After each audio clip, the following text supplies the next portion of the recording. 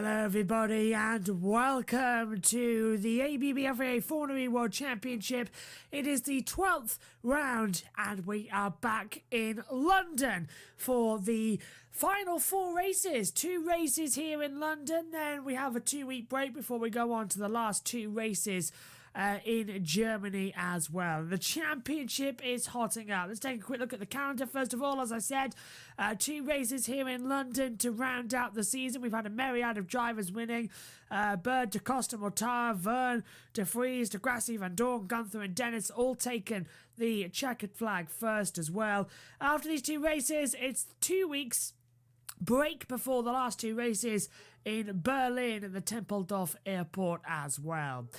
And in terms of the Drivers' Championship, Sam Bird comes into London as the championship leader by just 5 points to De Costa and Robin Freins. Freins hasn't won a race this year, but he has been Mr. Consistent on the board as well. Very much looking forward to have more excitement going on in the remainder of the year as well. Further down the list as well, you can still see that mathematically there is 15 drivers still in it. Jake Dennis, the last one, is the winner, who took victory back in round 6 in Valencia, still on course maybe to win this title. Bird was down in 14th after the 2 races, before the 2 races in New York. Now he's leading the title by 5 points. It can change dramatically here in Formula E. Now let's go on and take a quick look at the Teams Championship at the moment, the Constructors. In Virgin Racing leading the way by just 2 points to DS Techeetah. Jaguar are only a couple back on 141. It seems to be a 3-horse team effect to win the Constructors there as well. Audi are holding off 2 points clear of Mercedes. BMW and Andretti just behind them as well. Then it's a big gap between Porsche, Venturi, Nissan and Mahindra racing together. Penske for Neo only on 18 points as well. Now, before we get into our normal analysis mode, London ePrix, and go through the 2 practice sessions and the Super Bowl qualifying segment, and then we'll cross over to the commentary box. Maybe I just want to hear a bit earlier, and that is because it's been a long road to get here to the XL. It was originally announced 3 years ago that we were going to race here back in London at the XL for the 2019-2020 season. That got postponed due to the COVID pandemic. So a year later than was originally planned, we are now here, ready to go. It's a fantastic, unique indoor-outdoor circuit as well. But it's not the first London ePrix we've ever had, because back in seasons 1 and 2, in 2015 and 2016, we held 4 races, double headers that is, back at the Battersea Park area in London. Now, the amount of changes that was originally said to the park was going to be minimal. Instead, it was quite extensive work they had to do for the Formula E. And the Battersea Park Action Group actually petitioned to get the circuit removed from Battersea Park and to find another part of London in order to host the race. They got it away from Battersea, and after a long haul, they finally got it into the XL Centre as well. Edward Hunter, who is also our co-commentator, also works for the FormulaEZone YouTube channel. The link is in the description. I urge you all to go and look. And earlier on in the week for FormulaEZone, he caught up with the Battersea Park Action Group, and the group have been kind enough as well to allow us access to the interview. So sit back for the next 40 minutes as Edward Hunter takes you through everything from the Battersea Park Action Group. Over to you, Ed. Hello, and welcome to a special edition of an interview for the FormulaEZone YouTube channel. My name is Ed Hunter, and the coming weekend rather, the London ePrix returns for the first time in 5 years with an exciting indoor-outdoor layout at the XL Centre in Newham's Royal Docks. It's the first time that Formula E has raced in its home city since 2016, when the event took place for the final time at Battersea Park in Wandsworth. For Formula E fans, the London ePrix in Battersea conjures up fond memories of dramatic, incredibly close title deciders, but local residents had a very different experience. For 2 years, the Battersea Park Action Group campaigned against the park being used for the race, eventually agreeing a deal with Formula E in order to prevent legal action on the condition that Formula E never again returned to the park. I was a university student at the time, reporting on the story, as well as contributing to the group's public meetings, so I got to know the members of BPAG, or Battersea Park Action Group, very well. With me now is Paul Eakins, OBE, Susan Lofthouse and Lawrence Percival. How are you doing, guys? Very well. Nice to be Hi, Ed. invited here. Thank you. That's great to hear. What about you, Lawrence? I'm good. Looking forward to talking about it. Oh, excellent. Okay, so what I wanted to start with, bring us up to modern day, of course, was a little quote I read at the end of last year when we all thought the London E3 was going to happen at Excel in 2020, and obviously we all know why they ended up getting delayed. But Formulae were asked by one of the councillors if they'd learnt their lesson after opposition from people. I mean, I assume that means Battersea Park Action Group saw it not return to racing Battersea. And the quote from a press officer at Formulae was, "We learnt a lot from that experience and racing in other cities. Planning racing in a park was not an ideal scenario. We decided it wasn't the right place or space for Formulae to grow. The only place it can work is somewhere like XL." And I think that's something that, moving to XL, was something that all of us, actually, I was kind of involved in calling for it. We all sort of campaigned for it as a sort of solution. And now, finally, it's going ahead. And I think that's in no small part down to all the hard work you did to move it out of Battersea. Do you guys feel any sense of satisfaction that the race is finally in the right place? Susan, first of all, do you agree on that? I do. I seem to remember right at the beginning, we were saying that although the park is very beautiful, it really wasn't the right place. The right place would be something far more futuristic, such as what we've got further down the river, which would underline the exciting nature of electric cars. My feeling was very much the same about that. We had nothing against Formula E any more than we have anything against Formula One down at Silverstone. But Battersea Park is a grade 2 star listed park. It's a Victorian carriageway. In order to race around it, you had to turn it into a construction site for about 3 weeks before the race, just at the time everyone was wanting to enjoy it as a park. And then you had a similar time afterwards where all the great slabs of concrete were taken away. So it was clearly not the right place, and we suggested it should go to XL at the time. And I think those arguments had carried weight with Formula E, and ultimately, I'm delighted that that's what they decided to do. Definitely. I mean, that was very succinctly put. I mean, my objection when it happened was purely visceral. I mean, Paul and Susan have campaigned about many subjects over the years, but I was a newbie. I was a virgin. It's my first ever piece of activism.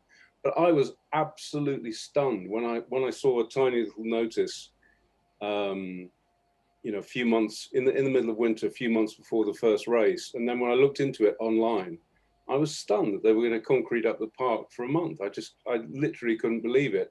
And to get someone like me, an advertising man with a completely zero background in activism, to come and get involved, I felt about it really strongly, and I'm really glad we got the result, because I think there were periods where we had some very dark days when we thought the race would be there for 5 or 6 years. So it was a very good act. Yeah, absolutely. Let's introduce you guys in a bit more detail, starting, I think, with you, Paul.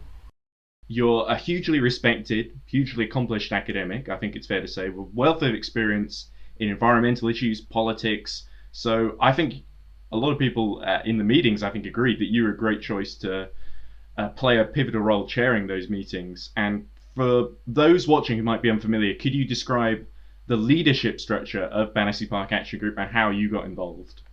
Yeah, it's not much to describe, really, in the sense that there weren't many of us on the organizing group.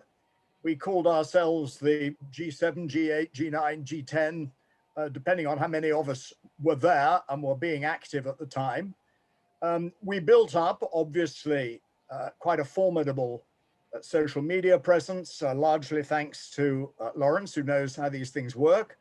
And we built up quite a large email list of supporters who were prepared to make donations. And we kept them in touch. That was largely due to Susan's secretaryship.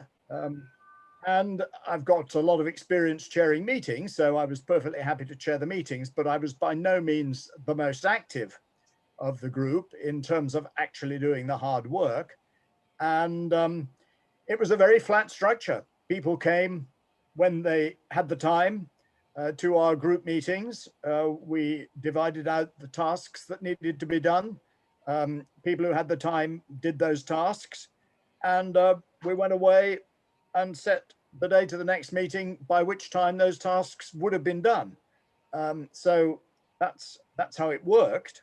But obviously, as with all such campaigns, most of the activity took place between the meetings. And that was really how we managed to build the campaign into something effective. What Paul is being very modest about this. We had about 100 people at the first meeting, and we got them by leafleting hundreds of houses because nobody knew what was going on. There was supposed to have been 2,000 letters gone out. Nobody had any. And when people found out what was going on, they came to the meeting. And apart from us running it, sharing it, producing minutes, newsletters, wonderful website, films, interviews, we let people do their own thing. And we had 597 individual letters, not forgetting letters from people like Open Spaces, Parks and Gardens, Friends of the Earth. People were amazing. There were the skills in that group of hundreds of people. There were health and safety, there was filmmakers, there were economists, advertising people. It was a united front. I have to take my hat off to all these people. I would agree on that completely. And one of the things that really impressed me is how the group really, as time went on, they were already pretty good when I first went into your public meetings. Really, you guys really got ahead of the game, really, in terms of emailing sponsors, for instance, and getting them to trying to get them to respond about issues that are going on behind the scenes that you guys knew about. And could you tell us a little bit more about how well the group organized, especially as time went on? We decided quite early on that although our argument was not really with Formula E, it was with Wandsworth Council for allowing the race in a completely inappropriate place. It was quite clear that Wandsworth Council had its eye on the money and was not going to budge. We did everything we possibly could in a local democratic way with, as Susan has said, organizing letters, petitions, turning up to council meetings, making our argument, but they were besotted with the amount of money they were getting for the race. And it was clear that they were not going to listen to the local people at all. So we did turn our attention to Formula E, and we had a much better reception from Formula E. They talked to us. And it was clear that they genuinely believed, and they were selling this event as a green event. And of course, I mean, I'm fully in favor of electric vehicles in the right place. And we had no problem with that. It was in Battersea Park. So we talked to Formula E, and it was clear that the sponsors also believed it was a green event. And the sponsors had no idea that they were actually screwing up one of London's iconic green spaces. So we turned our attention to them and made sure that they became aware of that. And obviously under those circumstances, they didn't want to be associated with the event, which was turning out not to be green at all, and which was turning out to be seriously disruptive to the local community.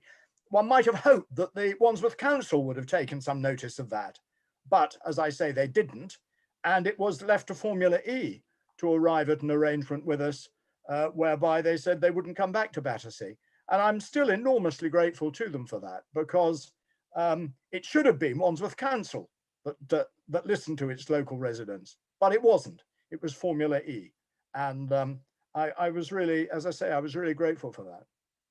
I want to bring Lawrence in now on the social media side and the website, of course.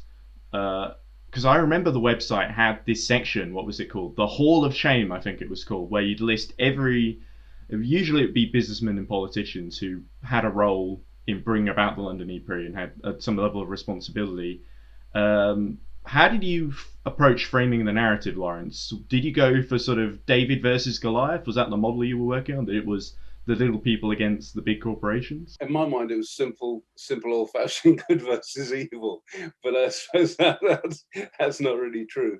But I think, I mean, the Hall of Shame, I have to invoke Susan on that, because she was quite instrumental in that. But we were blunt. I mean, we really were very direct. And I think what Paul just said, the shift in terms of how the campaign was organized and where it succeeded, there was a sort of a darkest hour when we'd been hammering the council and we weren't getting anywhere. I remember having a cup of tea one night with the other sort of leaders of the protest, and we were all very down.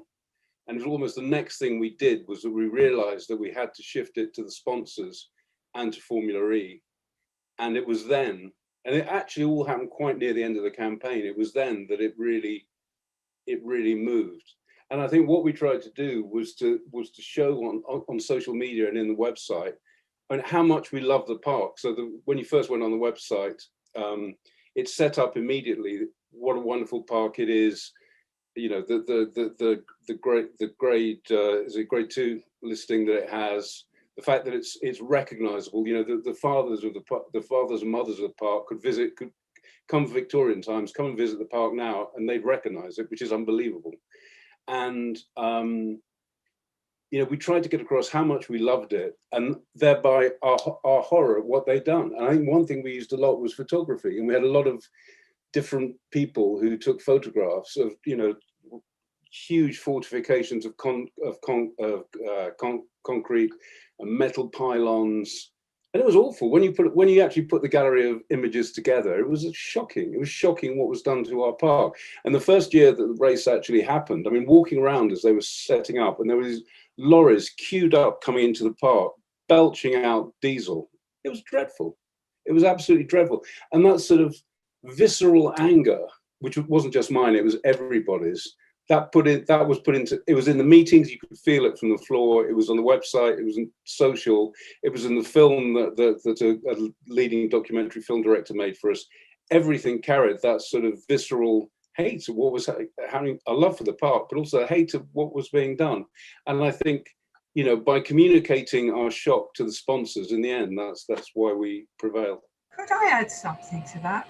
I think Lawrence made a very poetic presentation there. I think he was absolutely right. And I can't help feeling that we would never have got to that point where Formula E came to the park without our dear friend Boris Johnson, who sent his friend Eddie Lister, who had been head of council at one point, and said, "Oh, this is wonderful, you can come put it in the park." And of course, Alejandro, his kids played football there. Of course, it was a lovely idea, but he never thought it through. And I suspect very much that Lister and Johnson just told him it would be all right. It'll be all right on a night. It will be beautiful. And I'm afraid Johnson's got a lot to answer for. A lot. I absolutely agree. And it was very interesting how I thought the minute that Battersea Park Action Group started getting involved, started mobilising, Boris Johnson mysteriously went a bit quiet. He did have the show run, I think, on the Friday before one race. But then we mysteriously never heard from Mr. Johnson again. I do wonder what happened to that man. The next question I wanted to ask you guys was about Wandsworth Council, and about, because you guys have mentioned this a little bit already. I'm interested how you all found out about the 5-year deal that had been done, and to when exactly, because I know Lawrence mentioned the end of 2014. There are a couple of people who've learned at the beginning of 2015. I mean, John Fox memorably told me that he found out when the diggers and the construction vehicles arrived, basically to add a bit of tarmac to where one of the chicanes was going to be at the south end of the park, I think.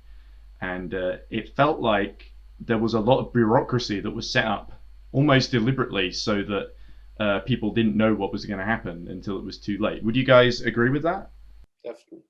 Absolutely, absolutely. And in fact, Paul, everybody will tell you that was in our group that later on in the campaign, let's say round about the first Formula E, we found a lot of stuff on motoring magazines and other journals back in August of 2014, saying what was going to happen and how Johnson was saying the air would be electric. And yet nobody in Wandsworth, apart from a few councillors, knew anything about it. Yes, and when obviously we got into discussions with the council, they claimed, as Susan said, that they had sent out 2,000 letters to local residents. We could not find a single resident anywhere around the park, and we lived within 20 meters of it. We could not find a resident anywhere who had received one of these letters.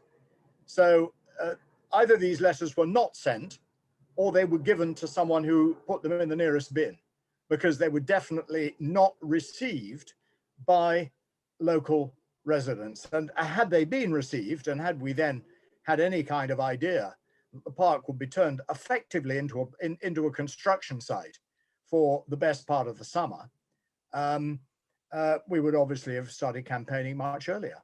But the first thing we were really aware of was the arrival of diggers. We then had the public meeting that Susan referred to, and we got the campaign going from there. But the so-called consultation with local residents was completely non-existent. I agree, Paul. There was so much of the council story that didn't really add up, and it seemed quite transparent that they were not being 100% honest with people. Yeah, I mean that's, I mean, Paul's already said, but you know, I didn't get that letter. I live in one of the Chelsea Bridge Wharf, which is a huge development of flats by the river, also right by the park. And I know loads of people here. And as soon as I found out about FormulaE, I questioned loads of other apartment residents here, and not one single person received the invitation to the consultation. The consultation, I read the minutes of it, and it just sounded like there was no opposition at all. It was just sort of sugar-coated and passed through. And it was only then that we began to find out about it and then did something. So, you know, untruths, I'm not sure there are any, I'm not sure about untruths. I think it's just lack of information, lack of consultation. I don't know, Paul, Susan, would you say there were untruths? Well, I mean, I can't say whether they actually sent out the letters or not. They said they had sent them out, but it's a bit odd if you send out 2,000 letters. I mean, all of us living in Wandsworth, we receive numerous letters from Wandsworth Council about this and that. It seems a little bit of a coincidence that no one we could find had received any of these letters. We couldn't even find a copy to find out what it had said. And yet they said they'd sent them out. Now, I mean, obviously, we can't prove that they didn't send them out, but you have to draw your own conclusions. Well, there was at the November meeting 2015 in the town hall, and Ed was there. It was actually said by one of the council officers when another officer asked, or councillor asked, why nobody had one of these letters. Oh, well, a lot of them are mansion blocks and they're notoriously difficult to access, which begs the question, how do the posties manage? That was their excuse. They weren't going to say, no, we didn't send them. And I think there were copies online somewhere. We didn't get one. We don't know anybody that did. And we don't live in a mansion block. We lived in a terraced house with its own front door. So well, obviously no problems with that. And no one in our street, which is one of the streets adjoining the park, no one in our street got one of these letters that we could find out.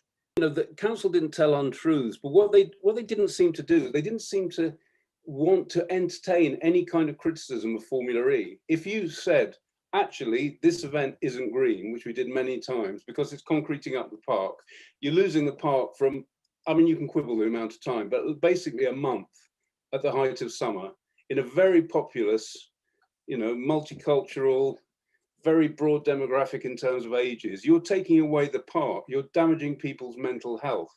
I mean, some of the, I wish I could call them up now, but I can't. Some of the, you know, responses we had, people just answering, answering us on social media and saying how appalled they were, how their mental health was being affected by the construction going on. And it's like, when you talk to the council, it's like you might as well have been talking in, you know, Sanskrit or some ancient language. They just didn't entertain there could be any criticism. I remember trying to talk to one of the councillors about the fact that the annual conference of Formula E was held in Monte Carlo, where you know, the petro billionaires park their yachts, but they're basically ships up against the dock, and Leonardo DiCaprio holds court there, who's the chairman of the Formula E sort of committee. And I said, how ridiculous that is. How ungreen is that? The most ungreen place you can think of, probably in the Western world. And they have their annual meeting there. I mean, it's ludicrous. And they wound up 5 years later. I wanted to ask when one of the councillors decided to sneak in unannounced to one of the public meetings, and I remember it being this quite fractious scenario. But I heard it was quite fractious in this specific councillor being voted out of the meeting. What was that like? Could you describe that for us? Well, what happened was she came in and sat at the back of the meeting with a clipboard. Now, everybody has the right to come in because we started those meetings with members of the public. But the correct thing to do, and she had not been at all helpful in anything, would be to come up and introduce herself, in which case people would have said, oh, welcome, here's Councillor X, welcome. But she didn't, she sat at the back.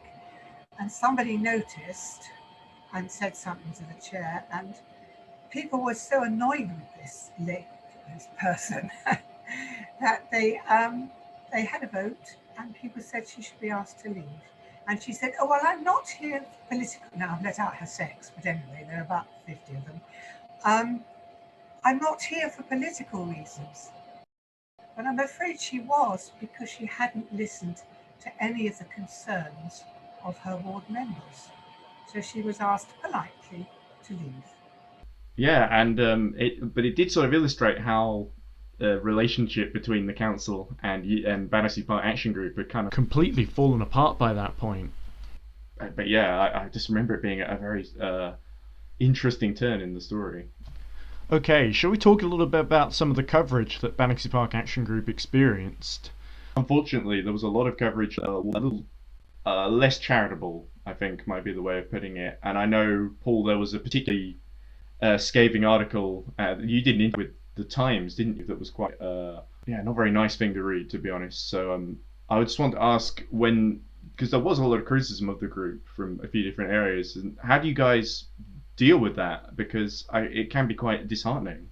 Well, I'll come back on that first. Yeah, I mean, there was this article in the Times where it was clear that the journalist had a particular take on it, and he interviewed the councillor from Wandsworth Council as well as me, the main councillor who was in charge of these sorts of things, and that councillor took it upon himself basically to say that I was only interested in this because it was Battersea Park and I lived there, and I wouldn't care whether it was going on somewhere else in London, which of course is complete nonsense. I've spent 40 years of my life trying to protect the environment globally, locally, everywhere. So the fact that obviously it was Battersea meant that it was local to me. But I've always thought that the so-called NIMBYs, not in my backyards, they get a bad name because if you're, quite unfairly, they get a bad name because if you're not prepared to protect your local environment, what on earth are you prepared to protect? And what I resented from the article was that there was a very clear insinuation that if the Formula E went to some other green space, I would be very happy and I wouldn't care as long as it wasn't in my backyard. And that's complete nonsense, because our position all the way along was it doesn't belong in any of London's green spaces. And we were very clear in our interactions with other green groups in London, other friends of green spaces in London, that this was our position. So obviously the councillor concerned was keen to try to score some cheap points. Whether he succeeded or not, I don't know from his readership, but obviously it was complete nonsense, as I've got a multi-decade track record of trying to protect the environment all over the place. Yeah, well, I mean, the standard accusation from people like Wandsworth Council to people like us is that we're selfish, we're NIMBYs, we don't like other people enjoying themselves, and that we just want to get rid of this and we don't care where else it goes. As I say, that was complete nonsense. And our arguments were always based, as I think Lawrence has said, in terms of the park being a very special place in a very populous city for people who want a bit of peace and quiet and tranquility, a little bit of interaction with nature, which you can't exactly get everywhere in London. And just how important that is has been proved over this last year with the pandemic, where green space has been an absolute lifeline for people. And so those were the arguments that we were making. And they fell on absolutely deaf ears as far as Wandsworth Council was concerned. All they were saying was that these are selfish guys who want to keep the park for themselves and they don't want anybody else to have any fun in it. And as I say, that's complete nonsense. It's what kind of fun you have there. And Wandsworth Council has a 30-year track record now of trying to commercialize the park and turning it into a money spinner for itself, which is not what the founding fathers of the park intended. They intended it to be a place for relaxation and pleasure of a nature-based kind of variety. There's plenty of places in London you can go and have noise and fun and activity, but the park should be a place for peace and tranquility. And we tried to make that point, but as I say, it fell on deaf ears. So I was wondering if I could ask you about some of the there's the kind of lingering frustration, I think, for Formula fans that feel that, oh, it's only those the sort of, you get these quite rude comments about like referring to, and like Paul was saying, it's the NIMBY tag, which I always feel like the ideal counter to the NIMBY tag is NAMBY, which is not against my business or interest, which I thought was a good little revisit to that I found mainly through searching for it online. Admittedly, didn't come up with it myself. Does it annoy you guys whenever you see Formula E fans write the odd comment blaming you guys? Because it feels to me like that Battersea Park Action Group gets all of the blame for everything going wrong in Battersea, but none of the credit for not only resolving the situation, but for obviously the fact that because we moved it from Battersea, it allows it to go to Excel, of course, which in my view, and hopefully the race will bear this out, is a much better venue. Susan, Lawrence, do you have any thoughts on that? Well, I would say that we were mildly irritated, especially when they got facts wrong. But everybody has the right to their opinion. It was our park after all. It didn't upset me, irritated me a bit. What irritated me more was the council and the council's fibs and obfuscations, because they knew the truth. And it goes on with this council, so it's nothing new. But I wouldn't blame the fans. You know, they're not always told the truth. And they like the idea of this thing being in the park, but it wasn't the right place. I'm happy to add one more thing. I mean, one of the things that has certainly happened since the Formula E campaign is that groups like Battersea Park Action Group have mushroomed all over London. And there is now a London Friends of Green Spaces network that is much more active and influential than it was. And it brings together, it coordinates all the groups that are seeking to protect their local green spaces, because what happened in Battersea Park is by no means unique. Lots of different councils around London are essentially trying to turn their green spaces into commercial spaces, which very often degrades the natural space. There's noise, there's litter, there are huge crowds, and simply deprives Londoners of that feeling of able to get some peace with nature, which is so important for people, and which the parks were created in order for people to be able to experience. And one of the things that has definitely happened since 2015 is that local people everywhere in London have become much more vociferous in protecting their park than was the case then. I mean, I remember that our own friends of Battersea Park, which is an organization that was supposed to be protecting it, gave us practically no support at all, which is why we set up an alternative action group in order to campaign against this. And I think there has been a greater surge of awareness over the last few years that these green spaces are really special places that need to be kept as green spaces for people to engage in informal family-based relaxation rather than loud and organized commercial events, of which Formula E was a particular egregious example. Well, that's great to hear about the legacy that the group's had on London as a whole, because I think that often doesn't get talked about very much. So thanks for telling us that, Paul. What were your views on Alejandro Agag, both before and after you met him? Because obviously he's a very interesting character. Obviously he's a very successful businessman, and all of you would have met him during the negotiations towards the end. So I'm interested to hear your thoughts on him. Well, I would say that he's a businessman, as you say. He likes gimmicks. So the idea of running a race around the park was very attractive to him. But we did find him quite easy to talk to, if a little cagey. And although he wouldn't tell us exactly what Wandsworth had been given, we then later discovered it was 5 times what Wandsworth had told us it was. Later, all we can say is that Agag was a complete gent, and we're very grateful to him. I don't know what the others are going to say. Yeah, I mean, I think you're not against my business interests. The NAMBY was a pretty good description of his initial reaction to the protests that we were planning to organize. It had obviously cost him quite a lot to negotiate with the council, to get agreement, to have the race in the park. And he was obviously not pleased that a bunch of local residents were trying to put a spoke in the wheels.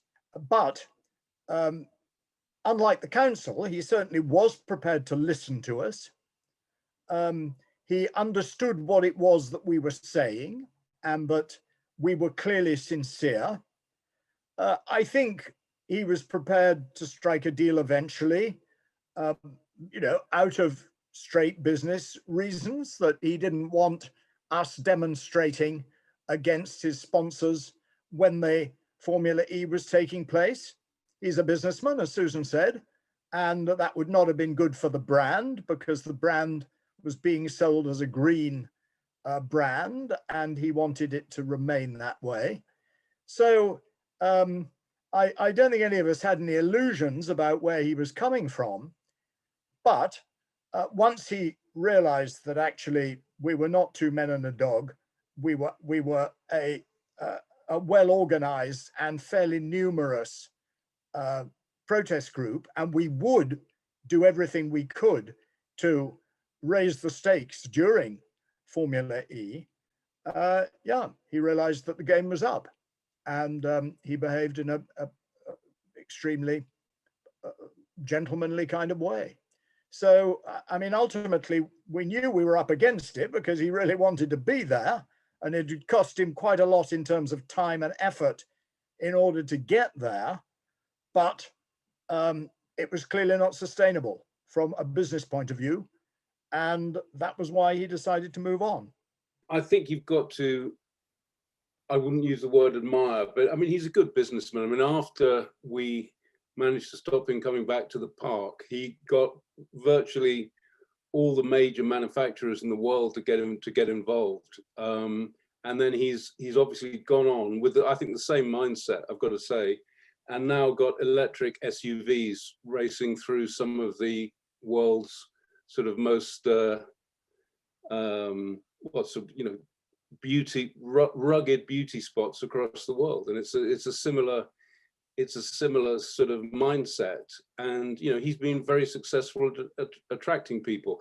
I don't think he had a lot of empathy. I don't think he saw it through our eyes. I didn't actually speak to him myself, which is probably quite a good thing from his point of view. I think he's a good businessman, and I think the fact is he did listen to us, and it made it possible to get a result. So when I see different things he's doing now, I don't wish anything negative on him at all. Just quite interesting to follow someone we got involved with.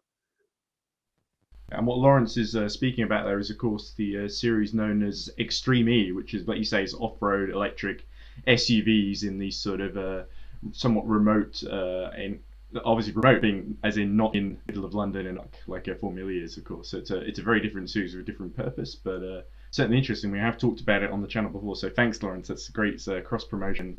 I want to ask a bit about the deal. I want to ask you all, how hard was it to keep the deal a secret, not just from me, but from everyone, essentially, including the council, most importantly? And how satisfying was it when eventually you had to go public on it, and it was obviously too late at that point for the council to intervene and stop the deal you did with Formula E? I mean, I heard from our solicitors there was an awful row going on when he'd signed this contract with us. We didn't hear anything more. Everybody was very discreet. And obviously, if he'd mentioned it to the council, that he was signing this contract, he might have had difficulties himself. So we did keep it quiet until we were able to tell people that we'd won, if that's the word. And I think it was just a sigh of relief at the end. And we were going to have a party, but it was the day after the referendum, and our community centre was flooded, so we had to call it off. I think it was relatively easy to keep our counsel. Alejandro Agag had made it clear that he wanted this to be a confidential arrangement until he'd spoken to the council about it and had, in a sense, made his peace with them. And that seemed to us to be a perfectly reasonable request. So we were prepared to keep the fact that we'd arrived at this arrangement, that he wasn't going to come back, to ourselves until he felt that it was something he wanted to go public on. And that seemed to us to be fine. I think that we did have an influence on London-wide campaigning on green spaces, as I've said. I don't think we've had any influence at all on Wandsworth Council. Wandsworth Council is every bit as determined to turn the park into a milk cow for revenue as it ever has been. And ever since the lockdown has started to ease, we've noticed an expansion of events, excessive noise, obviously a huge amount of litter, and a seeming lack of desire on Wandsworth Council's part at all to really maintain the park as a place of quiet, peace and relaxation.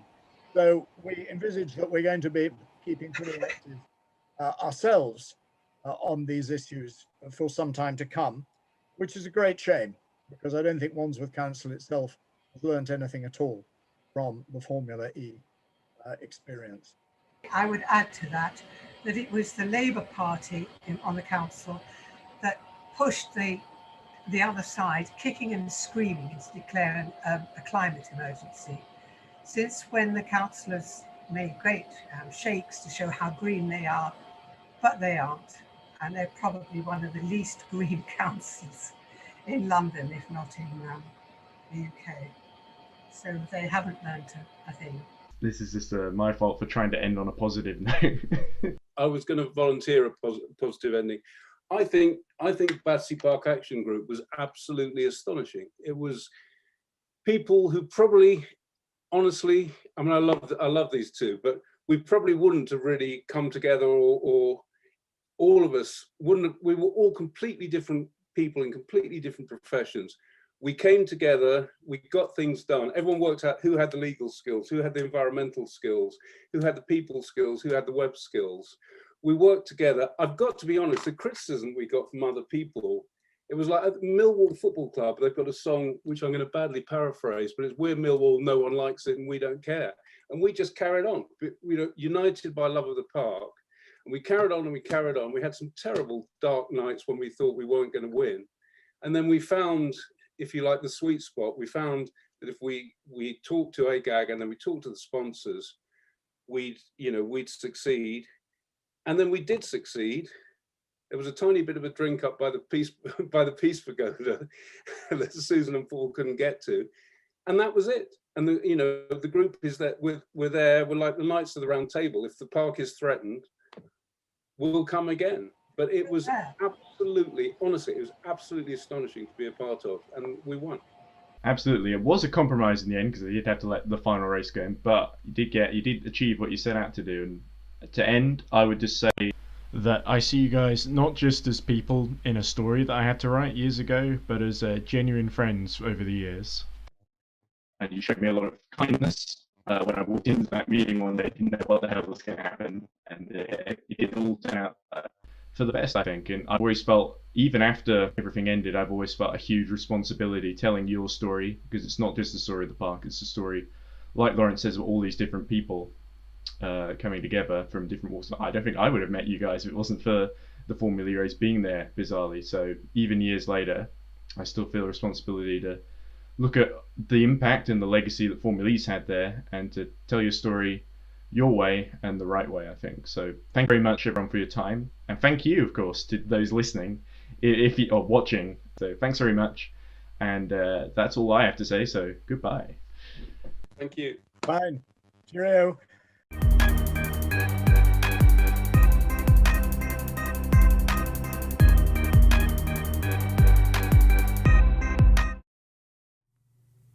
An absolutely astonishing interview there. You can watch everything going back in time as well on the FormulaEZone YouTube channel. The link is in the description. I implore you, go check out their work as well. And it's amazing Ed has any time for himself between 3 different channels. It's amazing, and we'll be hearing Ed in our commentary as well in just a few moments time. But now let's take a look at what happened at the London ePrix of 2021 in the first 2 practice sessions.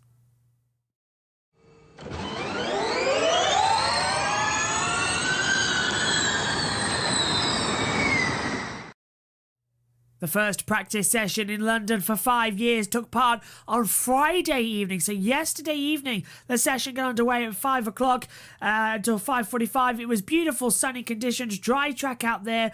Everybody, bar 2 drivers of Joel Eriksson and Nick Cassidy, were able to get a full 250 kilowatt lap time in. They only managed 235 at the fan boost request. No one got the attack mode zone either. But it was Vern the fastest, a 1:21.650 from Robin Frines, 4,000ths back. The top 5 separated by less than a tenth of a second. It was amazing. Vern, Frines, Bird, DeCosta and Evans. Behind them we see Lynn, Van Dorn, Verline, De Vries, Sete Camera rounds out the top 10. Then we get Eduardo Mortara, Jake Dennis, Andre Lotterer, Norman Nato, Rene Rast from 15th, and Joel Eriksson doing amazingly well and only his 3rd weekend in the car. Drop further back as well, we'll see Lucas de Grassi, Maximilian Gunther, Oliver Rowland, Nick Cassidy, Alex Sims, Tom Blomqvist, Sebastian Buemi and Oliver Turvin. Weird to see the Nissan so far down at Buemi as well. He hasn't really been having a great year. But the session was fairly uneventful. The drivers went out there, they got used to the track. They needed to get used to the track as well on the Friday in what could be the only dry running they actually get going into the races over the weekend. But it was a superb session as well. Minimal drama, and it was quite good fun as well. On to practice 2 then, that took part at 9 a.m. UK time here as well, British Summer Time. And in stark contrast to yesterday, it was a very, very wet track. The rain overnight and rain during the session as well caused several spins. And coming down into the loopback section in turns 10, 11 and 12 and 13 area, the little loopback section that you'll see later on as well of the driver tracker, that caused a lot of problems. As over a zebra crossing, the track was so slippery, the cars were sliding. One driver to slide into the wall was Stoffel Van Dorn, knocking off the front wheel assembly as well, and knocking off the front wing as well. He had to park it up. The session was done for him. That brought out a brief yellow flag. But overall, the session times dropped. The time in practice 1 was a 1:21.650. Practice 2 time was a 1:26.8. 3.8. It was a shocking time to separate them. Jake Dennis was second though, so an all BMW up front here for free practice 2. Then it was Andre Lotterer, Alexander Lind, Sergio Sette Camera, Nick De Vries, Rene Rast, Sebastian Buemi, Oliver Rowland, Eduardo Mortara rounding out the top 10. Then it was Mitch Evans, Sam Bird, Pascal Verline, Alexander Sims, Tom Blomqvist, Norman Nato, Oliver Turvey, Antonio Felix da Costa, Jean-Eric Verne, Joel Eriksson, Nick Cassidy, Robin Frines, Lucas de Grassi and Stoffel van Dorn down in 24th, as I said, not setting a time. De Grassi hitting troubles. His time was a 1:29.370 as well. The second session then not giving much for the drivers going into qualifying.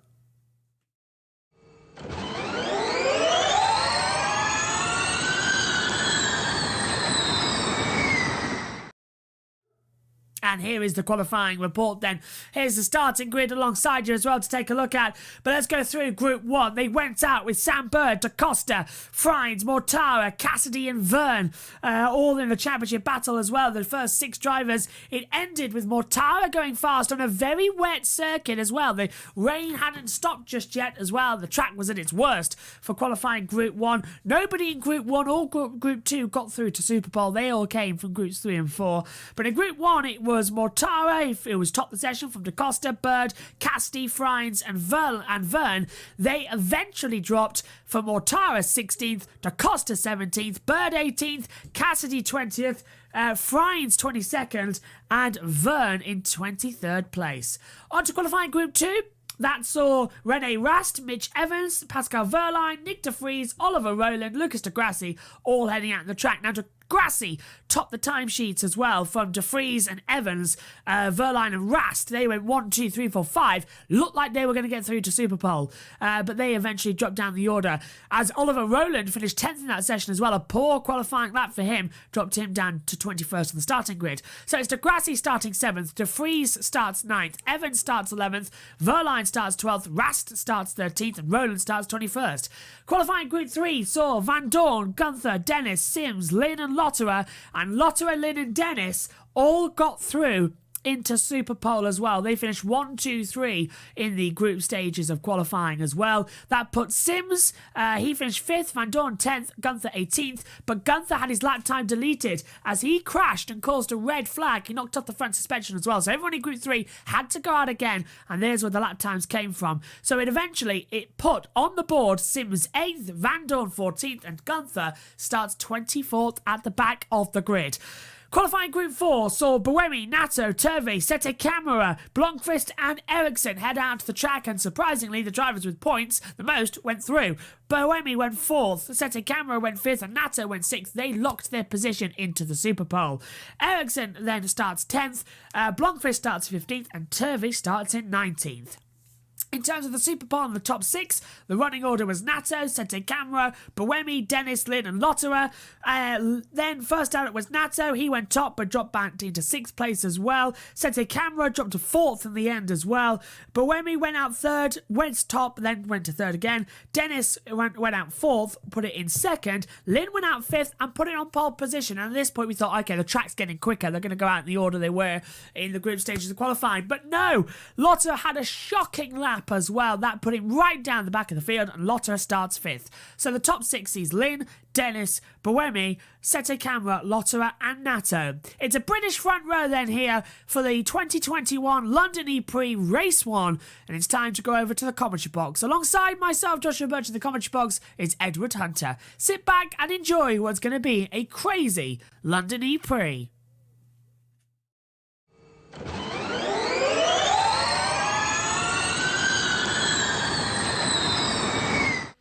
Hello everybody and welcome to the ABB FIA Formula E World Championship here in London. After 5 years away, we are returning, not at Battersea Park, but at the XL Centre as well. We're about 45 minutes away from some of the big key historical aspects here. There's Canary Wharf, or as I call it, Torchwood. Pretty much every Doctor Who fan calls it the same thing. And then if you look down as well, you see the O2, or if you're a Doctor Who fan again, that's where the Cybermen invaded back in 1988. Cybermen do love London, as has been proved. And now we're going to see different types of robots running around this circuit as well, because we're going to have 24 drivers circulate. You've seen the starting grid. You can see it alongside as well. And alongside me in the commentary box for the London ePrix, even though we desperately, desperately wish we were both there, I suppose this is the next best thing. You've already seen him in the programme, but it's live. Hello to Edward Hunter. Hello, Ed. Hello, Josh, or should I say Mr. Sandman? I liked also how you subtly called all the drivers robots there, if you're a little Doctor Who fan. Oh, it looks like the circuit's been enclosed in darkness now as the grid's about to be spotlighted like it's a wrestling or a boxing match. And in the red corner, Joel Eriksson. I do like that, actually. I was thinking they should have done that back in Saudi Arabia, but we've got spotlights going on. The world's first indoor and outdoor motorsport event as well, with an FIA accreditation. This is a world championship. The start is indoors. Turns 1, 2, 3, and 4 are all inside the XL Centre. The rest of the track is on the outside perimeter roads as well, and it's slippery, it's bumpy, it's hilly as well. And we've got Brits on the grid, Ed. But what's your main thought coming into this motorsport event? Well, I'm just glad to see it back because about 4 years ago, I made a very silly prediction. I said that if the London ePrix ever returns in our lifetime, I will eat my hat. And, well... Did you get that hat? There we've got a couple of seconds to go. I might have to just eat it now. Unless either my lifetime is cut very short, which I hope it doesn't, but, or the race suddenly is abandoned, then I'm going to have to eat the hat. So I'll try not to interrupt the broadcast too much with that. I might turn the video off, eat it, and then join you in the aftermath. That one would just be Ed's contribution. And there we go. I think we've just been shown the pole sitter there, Josh. Yes, Alexander Lynn for Mahindra lines up on pole position. Jake Dennis alongside him on the front row. An all-British front row as the lights flash on. Here's your fan boost. It's got to get the driver's epilepsy doing that. Yeah, I was going to say, is that really the best thing to do before the lights go green? Here we go then. We've got your fan boost roasting as well. Ideally, Stoffel Van Dorn still up there. My top pick for this race, as we already said, it looks like Alexander Lynn, but watch out for Sebastian Buemi, third on the grid after qualifying as well, looking quite good. Gunther starts at the back. He crashed in qualifying 3. He got disqualified for causing the red flag from his banker lap.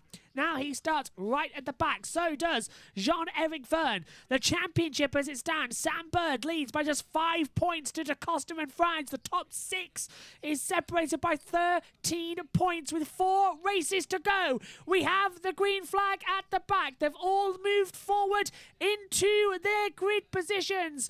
In the docklands of London, we are about to get the 5 red lights. 4 races remain in this title hunt. It's time to bring Formula One back to London. It's been calling for 5 years. We get 5 lights on, and it's lights out in London. Great start from Buemi. Great start from Dennis. Lynn has to cut across down towards turn 1. Norman Nato looking at the inside. This is the crunch point. Turn 1 and 2. Already we've got one of the dragons going up there as well, and the Penskes we should add as well to that one. Out now into the grey skies on the side of the River Thames, and it's contact already, Ed.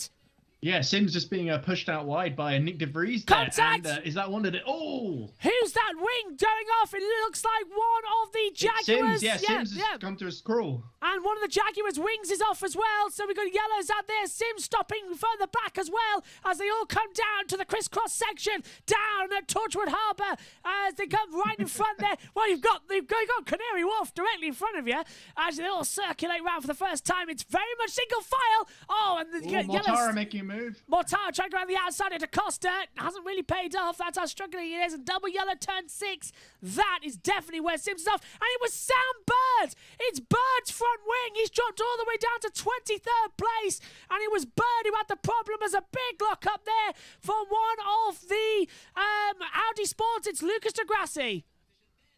Yeah, there we go. Crazy start then. As you see, is that Robin Frines just making a move on one of the... oh, no, it's Cassidy, I think, getting past Blomqvist. But yeah, there we go. As they complete the first lap, and Lynn still got a very, very narrow lead over Jake Dennis. I think Dennis is going to be a real threat as this race goes on. And yeah, indeed, it was Cassidy getting past Blomqvist. Full course yellow. Yeah, I think Sims is still stationary down at the entrance to XL. There we go.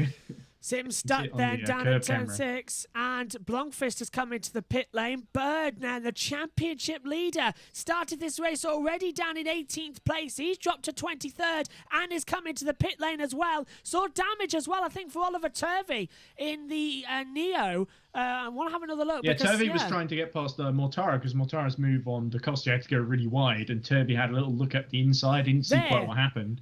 Oh, was that Sam Bird? Yeah, no, was that it's Evans. It's his teammate. He was just in front of, was that Degrassi there?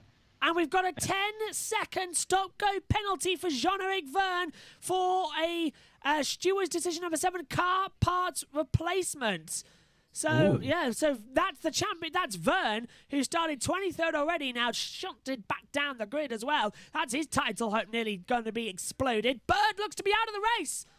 Oh. Yeah, they put a new wing on, but it wasn't starting, so they're putting him back in the garage. Here we go. This is Sims' replay of him being pushed out wide by De Vries, and then I think Bird went into the back of him. Yep, or Constantine, and there's the Warlock. Oh, Bird got absolutely... It was just too narrow on the exit. They were trying to go too wide there. Turvey got bound up with it all as well. Bird just got run into the back of.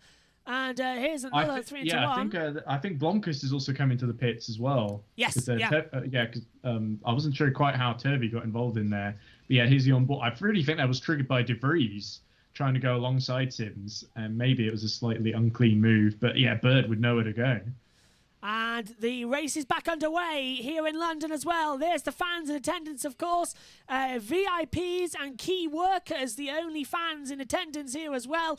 Unless you're a special influencer. But I guess that falls under VIP.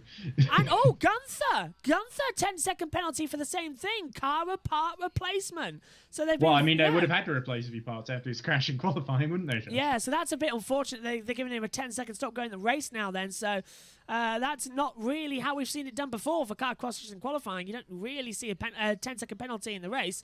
So I wonder... there must be something else going on if Verne has had the same issue and had to replace parts in between qualifying and the race. Because aren't they technically in Parc Fermé? Verne comes in to serve as penalty. So I think Blomqvist and Bird are both out then. So already a dramatic Formula E start as that Degrassi as well, I think, without a front wing end plate there on his wheel. Count to 10, everybody, as Gunther now gets going again. So does Jean-Eric Verne, and Gunther goes away ahead of Verne. They should come out ideally together. So we've got damaged front wing. Oh, that's going to be close as Verne just gets out ahead. Oh, I hope that Techeetah don't get done for an unsafe release there on Gunther. Unsafe release in a 10-second penalty. So Turvey's, on Bird's day, looks done. It looks like suspension damage completely. Front end suspension, wishbones come off. Big lock up. This is effectively a test session for tomorrow for Sam Bird now, isn't it? And he came in here for the first time to London in his home event, leading the championship. And already, he's never led the championship this late in the season. And unfortunately, with only 5 points, we now have to look to DaCosta, who's down in 15th place as Van Dorn. 14th now, he's got ahead of Mortara. Oh, that's why. Something's come off the front wing there as well as... What's going on now? We've got a 10-minute timer coming down, look, of how much time you can remain in the pit lane. That's attack mode, isn't it? Because it's 8 minutes. Yes, sorry, They get 2 goes. Yeah, so DaCosta, Cassidy, Florence have all gone into attack mode at the turn 16 hairpin. Look at that from DaCosta. DaCosta dives up the inside, gets ahead of Mortara to turn 1. You're right, we were talking about this just before the race. Instead of 2 4-minute attack zones, you get 1 attack mode for 8 minutes at this racetrack. So this is now 8 minutes. I think that's to improve overtaking because they were so worried about having too much energy at the end, even with the reduction that they had. As we see in the top left corner of our screen, we can see Lynn, the back corner, just trying to get away from Dennis, but Dennis closing in at the hairpin once more. So it's Rene Rast then, who's lost his end plate. Not unusual to see Rast without it, though. He has been, unfortunately, in some of those contacts over the season. Well, we've seen him not only without end plate, but also with advertising hoardings stuck to his car on 2 occasions, as Dennis is on the radio. Dennis is talking about that. Lynn's backing everybody up down in towards the hairpin at turn 10. So Lynn being strategic, trying to save energy. I did say to you when we were waiting for the show to come on, I said that Lynn would probably have to defend a lot with energy reductions as well. And this is the thing, Lynn knows that potentially the BMW Andretti is faster, so if he can back Dennis into Buemi, then Dennis can't take attack mode without losing position. Smart strategy actually from Lynn at this stage. If he tries to pull away, then potentially he might be under more threat. Bird, by the way, still in the pit lane, as is Blomqvist. So the two cars look to be out. Evans has just left the pit lane. Two of the 7 British drivers already eliminated. Oh, 3 actually, because Sims has got 2. And side by side again, as that's Verline being passed as well. That's Da Costa again making moves. So you making great use of this attack mode. So on the main straight, it's the most powerful thing. There we go. We got a reduction from the safety cars. I think that was that Joel Eriksson running around in 10th position with a little bit of something sticking out the side of the side pod for a little bit of a carbon fiber from one of the other cars, I imagine. Pick it, because there's been so many in the opening 4 laps of drama as well. So Jaguar, who led this, who were third in this construction championship on 141 points, throwing it away at the moment and losing it down. Da Costa. Well, they qualified that. It was always going to be difficult. Evans down in 21st, and sort of last of those not in the pit lane. So Evans, I think, hoping to get back on song with Gunther, has got by him despite having to sort of drive. So I'm not sure what's happened to Evans. Lotto goes for attack mode. Is that NATO going in to attack mode? NATO, yeah, it's not NATO, it's the other one. It's NATO in the Rocket Venturi, not the Tag Heuer Porsche. So yeah, there you go, NATO in these 8-minute attack modes as well. I do think that's a bit silly though, because as you say, usually we get a lot more close to action when there's 2 activation zones. But 8 minutes and only 1 this time around as well, as they come back on. Start lap 5. Is it only 1? I thought they got 2. No, 1. 2 runs of 8 minutes. I think some people might find it a little bit excessive, but I think it's to do with they're worried about having excessive energy. Oh, and Freins! As we look at Freins on Turvey. That's a nice move into turn 1 as well. He caught off the draft as well. With it being inside, of course, as well, you don't get the wind affecting you. So you do actually find that the slipstream is way, way more powerful. Yeah, and nothing Turvey could do there. Freins was in attack mode, and he'd just gone into it. Freins being told, good job, that's it over the radio, as it was Da Costa getting told on the radio previously as well that your main championship rival is out of the race. What was that? Flying off down into the turn 11 hairpin after the switchback. It looked like there was someone taking a wide exit line. It could have been Degrassi's second camera, but it was a bit too close to tell there, as Formula E looked to have changed their graphics again, actually. Look a bit more tidied up, this event, than they were 2 weeks ago. Oh, the leaders both go for attack mode, Josh. And Buemi can't do anything about it either, so he wasn't close enough to the back of Dennis. Now, Buemi, Lotterer as well, and Sergio Sette Camera have all got to get ahead now. It was crucial that Jake Dennis took that attack mode at the same time to Lynn, otherwise he would have been affected for a couple of laps, because this is a very difficult track to overtake on.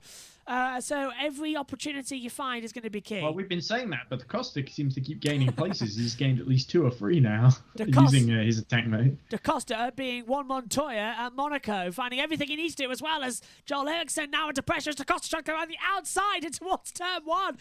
And there's Eriksson, who's also in attack mode as well. So this is very impressive. And you can see the little bit of debris stuck on the left hand side of the car. Maybe that's just a sticker or something that's peeling off. I think on the Dragon. It looks blue, so I'm presuming if he's hit one of the Mercedes barriers. There was Alexander Sims's car just pushed quietly to the side and forgotten about as they keep on. Yeah, it looks a little bit like the car park underneath the entrance things. Oh, big lock up from Buemi coming into turn 10. That almost set a cutback as well, because Lotterer had to back out of it. That put Sette Camera on the back, and then it just tailgates everyone. Yeah, Buemi's just holding up a train of cars now, and Degrassi, I think, has made good progress to get by Norman Nato. That was absolutely crucial when Nato went into attack mode. Degrassi's in it himself from earlier, but still trying to use it to get past Nick De Vries, and the Mercedes really driving well to keep him behind. Attack mode taken now, definitely for Lotterer, as already De Vries gets through, but it's on contact as Degrassi gets a little nerf. Sette Camera, Yeah, Degrassi got nerf round, Lotterer goes back through. De Vries also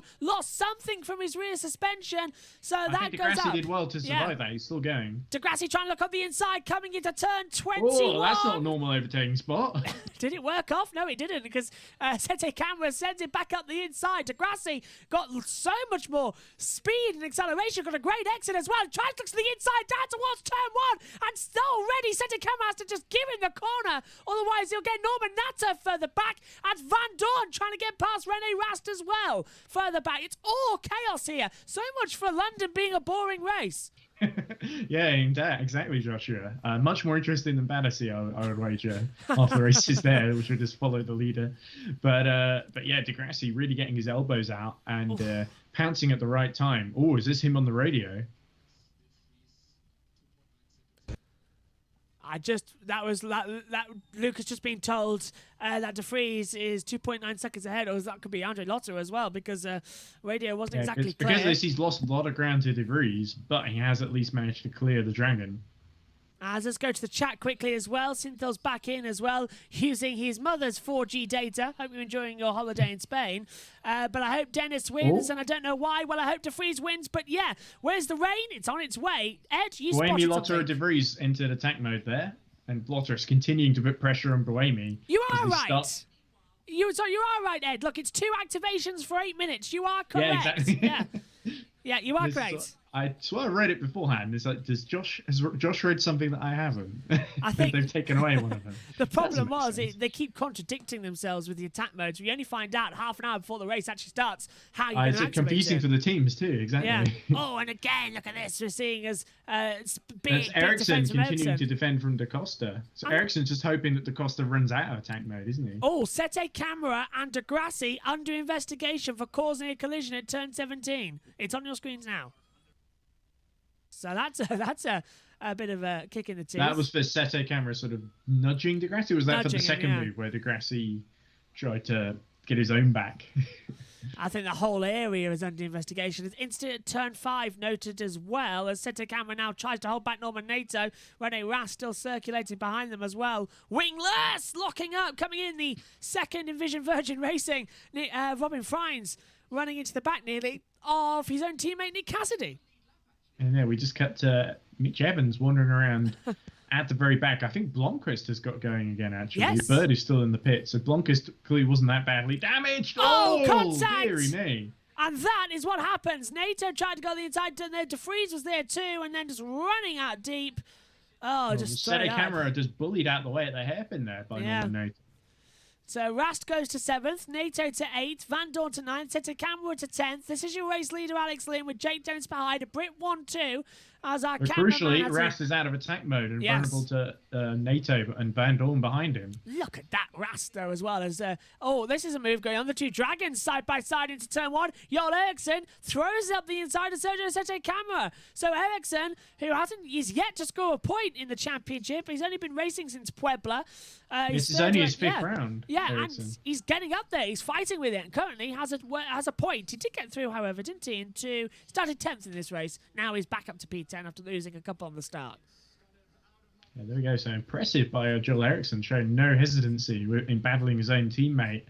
But there's a big train of cars behind them. Just heard from Sam Bird from Nicky Shields as well. Bird's out of the race. Da Costa throws up the inside at turn number 10. Camera's struggling here. Yeah. Da Costa just had an easy run at him there. Yeah, Sergio Sete Camera definitely struggling with this on the track as well. He's dropping down numerous places. So Bird is officially out of the race. So 2 retirements already 15 minutes into the race here in London. I almost said New York. Here's the championship battle. Bird then no scoring any points. So far, neither does Costa or Frines. So it tightens it up even more with Dennis moving up and replacing Cassidy. So Dennis could get ahead. Let's keep in mind, Mortara is right behind Sete Camera trying to get into the points at the moment. So I'd be very surprised if Mortara can't find a way to work himself into the lower points. But yeah, Dennis looking to really take advantage in the points. I think Lynn a bit further back. I've never seen a championship this close before. As here goes Mortara diving up the inside of Sergio Sete Camera into turn 1. There we go, just as I was predicting. And that's already contact. Roland into the wall. How did he avoid that one? Making contact with Cassidy. Cassidy, was it? Yeah, Cassidy. So that was Roland diving up the inside. Well, the outside into turn 1. Became the inside into the Cassidy had just ran out of attack mode, and that was what left him vulnerable to the Nissan there. Yeah, there's Sims' car. Look, that's how Rome 2018 was that, just when we saw Sims last stuck on the side of a road. As, still under investigation. That instant was set to Camera and Degrassi. Nothing's come up yet on the monitor. With 29 minutes left of this race over the crest as well, coming into turn 15. It's a very tight kink there as well as you come up to the Docklands part of the track in the braking zone as you run along the dock area of the circuit. It is the Royal Victoria area, but I can't remember the name of this part of the River Thames. It's Newham. In Newham, that's the borough. There we go. the Royal Docks is in. Of course, it's closer to yourself, Ed, actually. So Yeah, I used to live just across the river when I was at university. That's why I was trying to move the race while I was at university, so it would be a bit closer, and also out of Battersea for other reasons. But because I thought this was a better track mainly. But yeah, anyway, back to the present. I think the real battle here is Buemi holding on to third place because his pace isn't great. Lynn and Dennis are making a break for it from him. So Lotta and De Vries have both got an opportunity to get past Buemi, but where are they going to pass him, Joshua? Because Buemi can really hold the middle of the road as the two leaders are just about to run out of attack mode. So Buemi might close in a little bit now, having said that. Ideally, we've seen Buemi make mistakes at the hairpin here at turn 10, but he, as you say, he's defending that inside line so tight. I'd say turn 16 on the run to attack mode. Turn 16 would be the best place to overtake. Maybe turn 1, but you need a great run out of turn 22 all the way down the straight. Oh, is this Lynn on the radio? Oh, Lynn's been told attack mode this lap, and he's taken it. Dennis takes the lead of the London ePrix. Lynn got a very late call. So Lynn, who's done really well to sustain pressure from Dennis, now needs to get by him as soon as possible. And now Dennis leads a lap of this championship. Yeah, the 25-year-old from Nuneaton leads his home Grand Prix. ePrix, rather. I think you called it the Formula One London ePrix. Oh, black and white flag for Degrassi. Yeah, so that's the response to the contact. So he's been given a warning. Yeah, and that's a very lucky boy as well for Degrassi because he's no stranger. It's not the first time he's barged his way past someone. Won't New be York the last City? either, I imagine. Even last time out, Buemi and him at New York City as well, ramming him down at turn 6. Well, I'm thinking of Puebla, where he did a sandwich with Bird and yeah, Buemi. That's been the past 3 races, isn't it? Degrassi likes to do those moves. Oh, yeah. Dennis on the radio. Hearing nothing. Oh, okay, so I'm not sure how Dennis is going to be able to hold on for 8 minutes, but this could strategically work out for BMW Andretti if they're able to take attack mode later on and use it if they're able to use any superior energies management or pace here at this phase of the race. Dennis talking about getting Buemi in between him and Lynn. Well, that's not going to happen. Buemi's 3.3 seconds yeah, back. Buemi needs to get a move on then if that's happening. So Dennis wants to run Lynn out of the clock for attack mode. Lynn's taking his second, as has Ericsson and DaCosta and Roland, maybe Cassidy Fines, I'm not too sure there.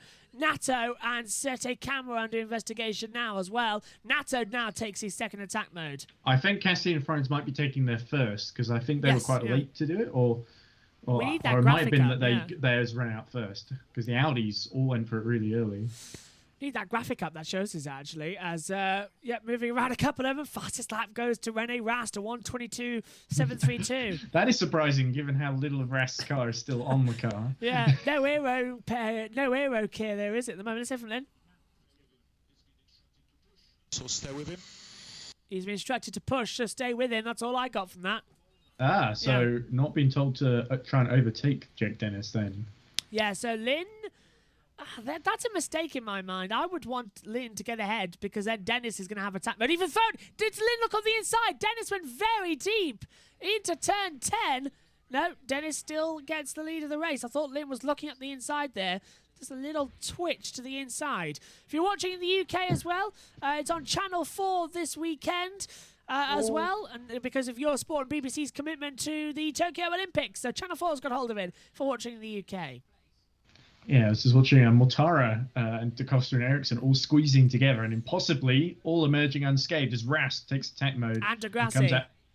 Both of them are taking it. I think Degrassi's come out and emerged behind Rene Rast. Yes, so Rast now keeps on. So I imagine they might do a switch down the main straight then, if they're smart at Audi. They should do. Because Nato and Sete Camera again. Now another investigation popped up on my monitor, so a separate one as we have the fan boost winners as well. I don't know if you can see those, Ed, where you are. Not quite yet. All right, well, as soon as they come on, you shout them out and I'll just be quiet as well. You can see the driver tracking in operation as well alongside us here. The car's very much separated. Dennis still in the 27, leading ahead to Lynn as well. It's all getting a bit close for comfort out there. And the number 20 of Mitch Evans just right at the back of the field. I can't even see Blomqvist on the monitor. He's that far down at the moment. And here's your fan boost winners. Yeah, okay, so De Vries Van Dorn, Da Costa, Verne. Only 4 because I believe Bird was the 5th winner, and Bird is already out of the race, so they haven't bothered showing it. So he hasn't made it to the point where Fan Booster rather would have been activated, so it's kind of irrelevant. It doesn't get handed down to the next guy in the vote, unfortunately. So there we go. Just the 4 drivers: the 2 Mercedes, Verne, and somebody else. Da Costa.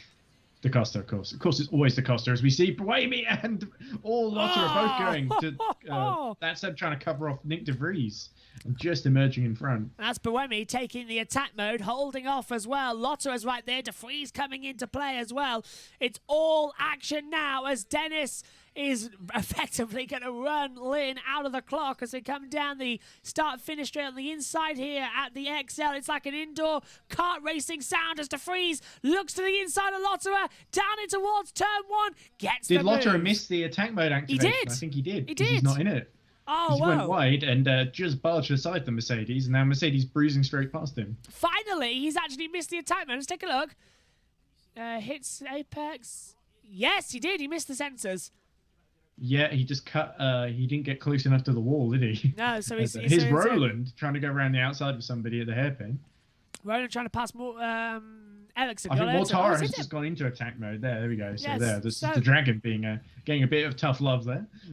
And a 5-second time penalty for Norman Nato for the incident down at turn 17 as Van Dorn runs out of attack mode, and he's about to be swallowed. Joel Eriksson. And here is the number 6 of Joel Eriksson as well. Roland nearly into the wall. Oh, that's going to be contact, and it is contact. And multiple cars sort of getting squished down at turn 10. Roland getting hit from the back as well. Yeah, no position changes in the end there, though. Mortara wasn't quite able to get past Roland. Mortara was involved in that. I want to see a better camera angle of that if we can, because that was a bit of a tricky one to make sense of. So Nato has to serve 5 seconds either in the pit lane or post-race. Ideally, I think he'd take it post-race. Well, Dennis being updated. It's a big enough deficit. He wants a full... Oh, there's too much debris. Dennis wants a full course yellow to clean the track up. That's up the inside as well. Great move. Oh, Rast does the cutback. Rast trying desperately to get back ahead of Lotterer. Lotterer did it lovely, but Rast, he is proving how much of a racer he is. And that's Lotterer, I think, defending, because he's still not gone for his attack mode.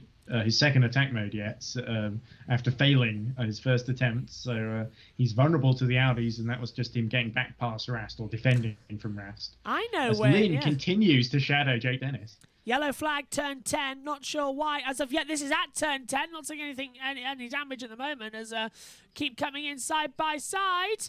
I've got a feeling, I wonder what the strategy is here. Okay, Lucas, you go one way. Rene, you go the other.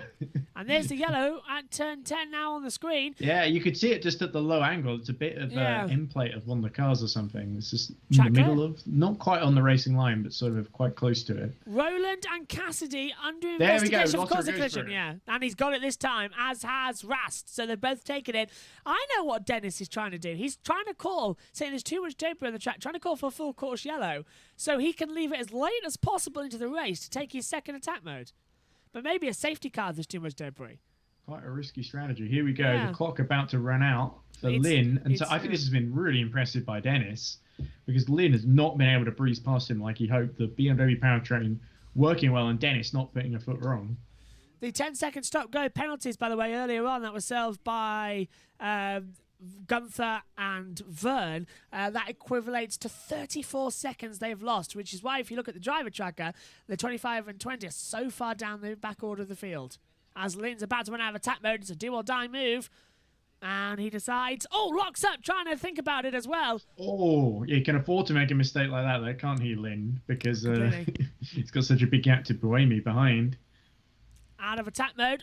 And Rast holding off from Degrassi. Degrassi trying to get through this way, that way, up and over. He's done that before. And Indeed Cassidy... it's Verline who spun. Cassidy and Verline under investigation for turn 10. Yeah, I think Verline may have been the other car involved in that. Are we going to see a replay of Lynn trying to go for the lead here? A bit too late. Thought about it.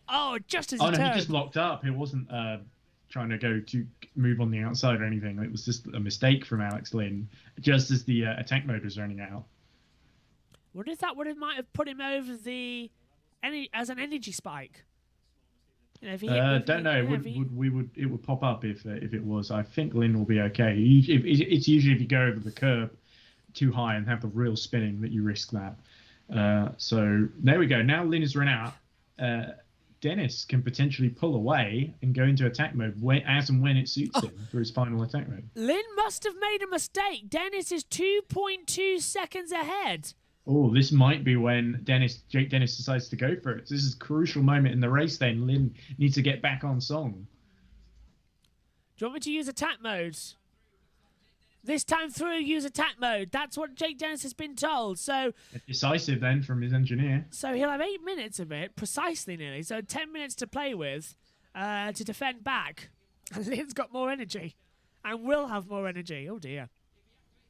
So, he is, but depends if energy is going to be that big a factor here. Oh, has he got it? There we go. He goes for it and he's got it. Misses. Oh, no, he didn't miss. Got it. I thought he'd done a just lot got it, yeah. I thought so. It looked a bit too tight to the line, but Dennis just gets it as well, so holds on. And he emerges back in the lead, crucially. So Jake Dennis now in the net lead of the race, looking to take his second win of the season and on home soil too. That'll be fantastic. Dennis's first win. If I look at my graphic up here in the Well, comments. his first win in London, but he did win in Valencia. Yeah. Too. Valencia, the second race in Valencia, when he took and pole could as well. Jake Dennis become an unlikely title contender in his rookie season, Joshua? I would say yes, actually, because if he continues with these performances in the remaining 4 races, if he can be Mr. Consistent, then I think he's got a decent shot.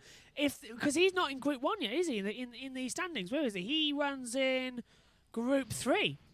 Yeah, but he may end up moving up to Group 1 in the near future. He'll be 7th. The thing is about Jake Dennis as well is that he got that.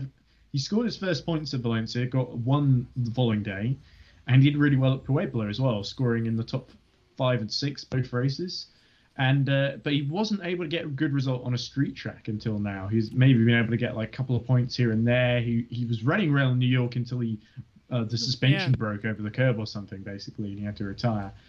But finally, this is him really showing he can do it on a bona fide street course with all the walls closed narrowly in. And indoors. And indoors too, yeah of course. But, Ericsson whacks into the back of Verline.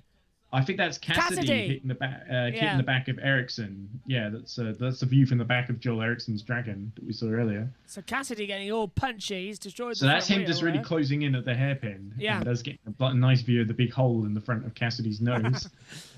It looks like an anteater, doesn't it? And the track actually looks like one as well. Now Lynn has run out. Boemi has got like 30 seconds left, but probably not enough to catch Lynn.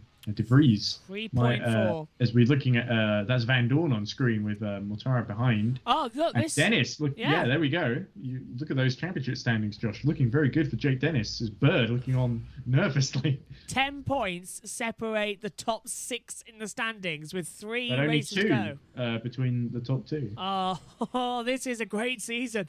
I've got a feeling when we get to Berlin in mid-August, myself and you, Ed, are going to be absolutely screaming in the monitors. I think this one's going to go down to the wire. There's no way it can't, really. This is going to go down. Yeah, I guess it probably will, in all honesty. But I was interesting. I was having a debate with the other people in FormulaEZone, because it's not just me, believe it or not. That we were talking about Jack Giordano, who's at this race specifically. Hello, Jack, if you're listening. You're probably not. Said that he felt that it was a bit too random, and B, it was a bit hard to build a narrative around 15 title contenders. And my argument was, I don't care if it's 2 people fighting for a championship or 16, as long as it's close and difficult to predict and enthralling to watch. That's what we've got. Oh, hello. Yeah, then I don't care how many protagonists there are in the title battle, as long as there's ebbs and flows, and there's bits where one guy's doing well and bits where the other person's doing well as well. I'm wrong, Ed. I'm very wrong. Boemi has closed that gap up massively to Lynn. The gap now between Dennis and Lynn, 4 seconds. And Lynn's backed off massively trying to save energy. And it's allowed Boemi. I thought Lynn was better on energy than Dennis. Does he think Dennis is going to run out in the last 40 minutes plus a lap? Must do. It's 6 tenths now between these two. I've just changed the interval tab. Well, it could just be Mahindra regressing back to its usual pace, unfortunately. Now the BMW Andretti's released. because it has been so quick this weekend. They topped practice 2 during the wet. As Da Costa gets a warning for causing a collision. Black and white He's just flag. got into the top 10, Da Costa. And he's closing in on that title as well. Well, you don't know where to look, do you? No, not really. I know not to. The pit lane probably is the place not to look right now because Bird being a bit nervous. Yeah. Oh, Cassidy's through. What's happened to Ericsson and Frines? Have they taken attack mode? No. Ericsson and Frines have dropped down the order, and Cassidy and Turvey have gone through. So they've moved up a couple of positions. I can't see why on the driver tracker either. Let's hear from Dennis. 194.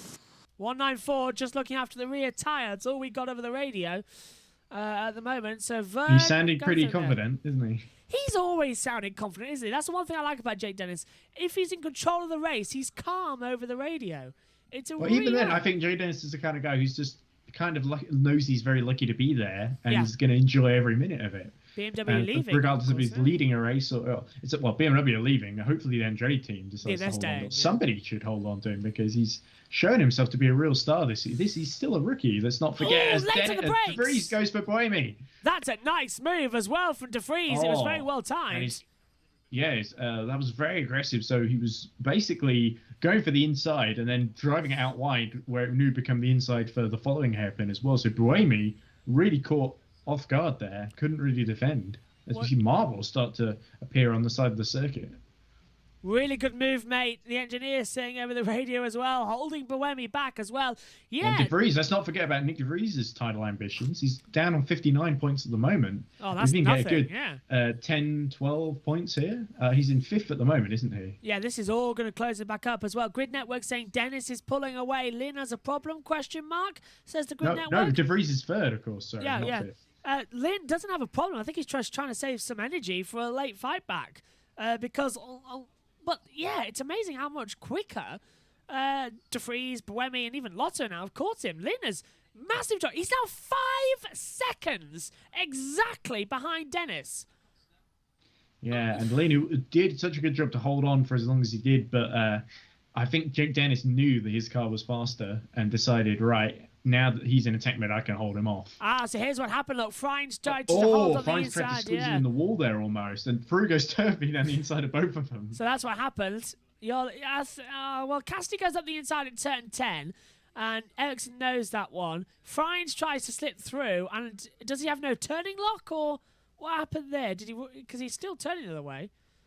Now I think Frines tried at the last minute to avoid collision because he realised he was going to squeeze Joel Ericsson into the wall. And he saw Cassidy moving. It was just a bit of a... This race has not been much fun for the Virgins, has it? No, has it? Trying to make their way through the field. I think that's Cassidy up in 14th. That's the best they're in at the moment. I think that's a 10-second penalty and a severe reprimand from the stewards for that one. Well, it's a racing incident, but I'm doing the Hamilton line. Yeah.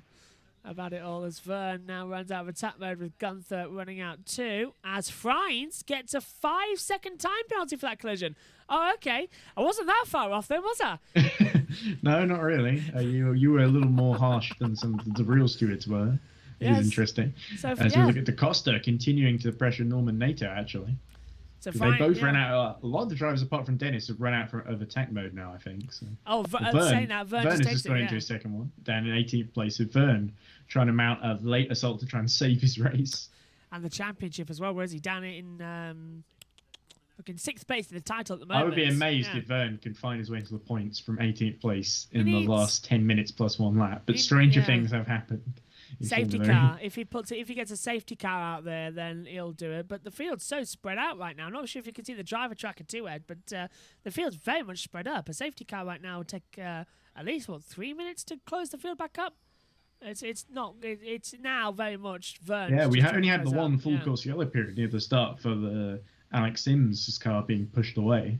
But apart from that, it's been a relatively clean race, despite what some of the doubters may have said beforehand. One thing as well, actually, just talking about the rain that we had this morning, it's dried up now as well. But the amount of water that was on for free practice 2 this morning, I did actually comically think, were they going to have to start the race under the safety car, despite the fact that the start line is in the dry. But because it was so wet in other parts of the track, they'd have to do it. But luckily, we had a 5-light start. That'd be ridiculous having to start the race on safety car, an indoor race. Well, I mean, we already had ridiculousness before the race in the form of Ray doing her little. I don't know what the hell that was. Nobody does. Yeah, nobody. Even Synthel says as well, what was all that about? I have no idea. As it was a completely bizarre situation. Last 8 minutes plus 1 lap then here in London for race 1. And I must admit, this race, you know, let's have a quick look at Nick de Vries actually before I say, because Nick de Vries has gone up the inside down to turn 10 on Roland. This is a replay of his move on Bohemi, Josh. Oh, it's Bohemi, not Roland. Thank you. I was wondering why. Because it definitely was a strong candidate for one of the moves of the race. I think that's one of the great moves we've seen in London. Even back, there was no one and de Vries, Battersea, as even though he's had a tough time recently, I think he's still shown his class all throughout this season. In terms of energy management, in terms of racecraft, they've been very strong. It's just Mercedes have struggled in qualifying, and all 4 of the drivers still running a fan boost are yet to use it at the moment. So I think Vern are definitely going to try and use it to gain some places, but it'll be interesting to see what the others decide to do. Yeah, Bird not getting it, as she says, as well. So DNF'd out of the race. It's unlucky for Sam Bird, isn't it? The way things worked out there. But that's unfortunately Formula E. If you qualify badly, and in Group 1 you tend to, it can backfire. But as we saw from Oliver Rowland in New York, he deliberately gave up the position to his teammate so he would be in Group 2, not Group 1. And then what happened? It rained in Group 2. So you can argue all you like about the different track conditions, but at the end of the day, if you try and rig it, then there's every chance it can backfire. Jake Dennis was being told on the radio, I want to bring this home now. So Dennis very much in. That would be a good course of action for Jake Dennis to bring it home rather than to stop or bin it at this point. Yeah, stop. Reminds me of those old EA Sports F1 games where the engineer would say, "You're on the final lap. Don't stop now." So, yeah, I was just planning on having a coffee. Yeah, sorry. I enjoyed that because I always try and play. If I'm on a racing game, I always try and play without pausing, as you know, because that's the most realistic thing. But I often do like to have a pause and a mid-race cup of something, or a cup of tea, cup of something or other, just to refresh. And I know one driver who liked to do that. It was Damon Hill, who used to go around with hot tea in his drinks bag as well, because the engine would obviously heat it up. So there's something about stopping on racing laps. Thanks for that tangent, by the way. I do wonder if some races David might actually just put normal water in. Oh God, that was awful. Like a normal person rather than tea. I think he had sugar in as well. Somehow I don't find it all that far fetched. Yeah, I know some of them now have Lucozade, don't they, and energy drinks to get your sugar levels up and keep you alert. But yeah, something I'd actually like to know more about, actually, and what the drivers have to drink during the race as well. Because it's an undermined pre-race feature that Sky F1 and other outlets have not quite dug into. What do drivers put in? What's the secret sauce? Yeah, we want to know what you sipping when you're at the track. Lynn giving a message because de Vries is very close to him now. Lynn's trying to hold back, but the car's just not really responding with him. I think the tyres might be starting to drift a little bit because he's been on the same set all day, and he did have a couple of lockups this morning in the wet down at turn 10 in that over that bloody what's it called, the zebra crossing that was wet this morning, and everyone was just zipping along.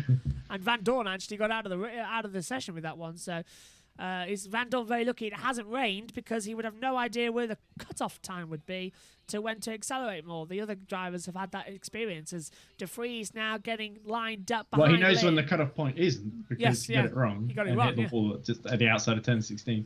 But yeah, de Vries looking with the last 5 minutes plus 1 lap to go, looking ready to set up a move really soon. Yep, you can go for it. I wonder how hard Lane is going to defend this, because third workers, Da Costa tries to get past NATO using fan boost. Has he got the run? And I'm trying to have a look. No, he's trying to hold it there. Da Costa through up to P9. That was a great little use of attack mode down to those 2 points be crucial for the reigning champion trying to defend his title. Oh, I called Da Costa last year on the Formula E Twitter thing they did to send anything. I called him Mr. Consistent. This year he's been anything but consistent. He's been up and down all season. Has been consistent, or all that consistent. I think maybe Frines, someone like Frines, because he hasn't won a race. He's been just consistently chipping away points here and there when he can get them. I think Bird actually has been more consistent as well. And looking at the points in the championship, look, there's my lovely notes that I have to work with in the box as well. As we see a replay of Da Costa nipping up the inside of Norman Nato at turn number 1. Gap now, Lynn is 4.8 seconds away from Dennis. De Vries is closing in and wants to get through as we come back onto the start-finish straight once again then here in London. Is there any way to get through at turn 1? You can see how much it's rubbered in as well. It's a high grip surface here at the XL. They've been saying how much of a change of grip it is. It's like racing on a go-kart track indoors. And the key thing is also they're going to keep it after they leave, so they won't have to reinstall it next year. As De Vries continues to close on Lynn, Lynn is going to have to pull out all the stops to keep the Mercedes-Benz driver behind. But I tell you who has impressed me sort of quietly is Oliver Rowland, who's climbed up to 11th place, and NATO is the next target for him. I think he's a few seconds up the road, though, with Da Costa having just got past and up the it. inside, De Vries nips up the inside in turn 10, gets the opposite lock. Lynn knew he was coming, had to let him through as the train goes by. Both trains, one way and another. De Vries uses his fan boost and gets ahead of Lynn.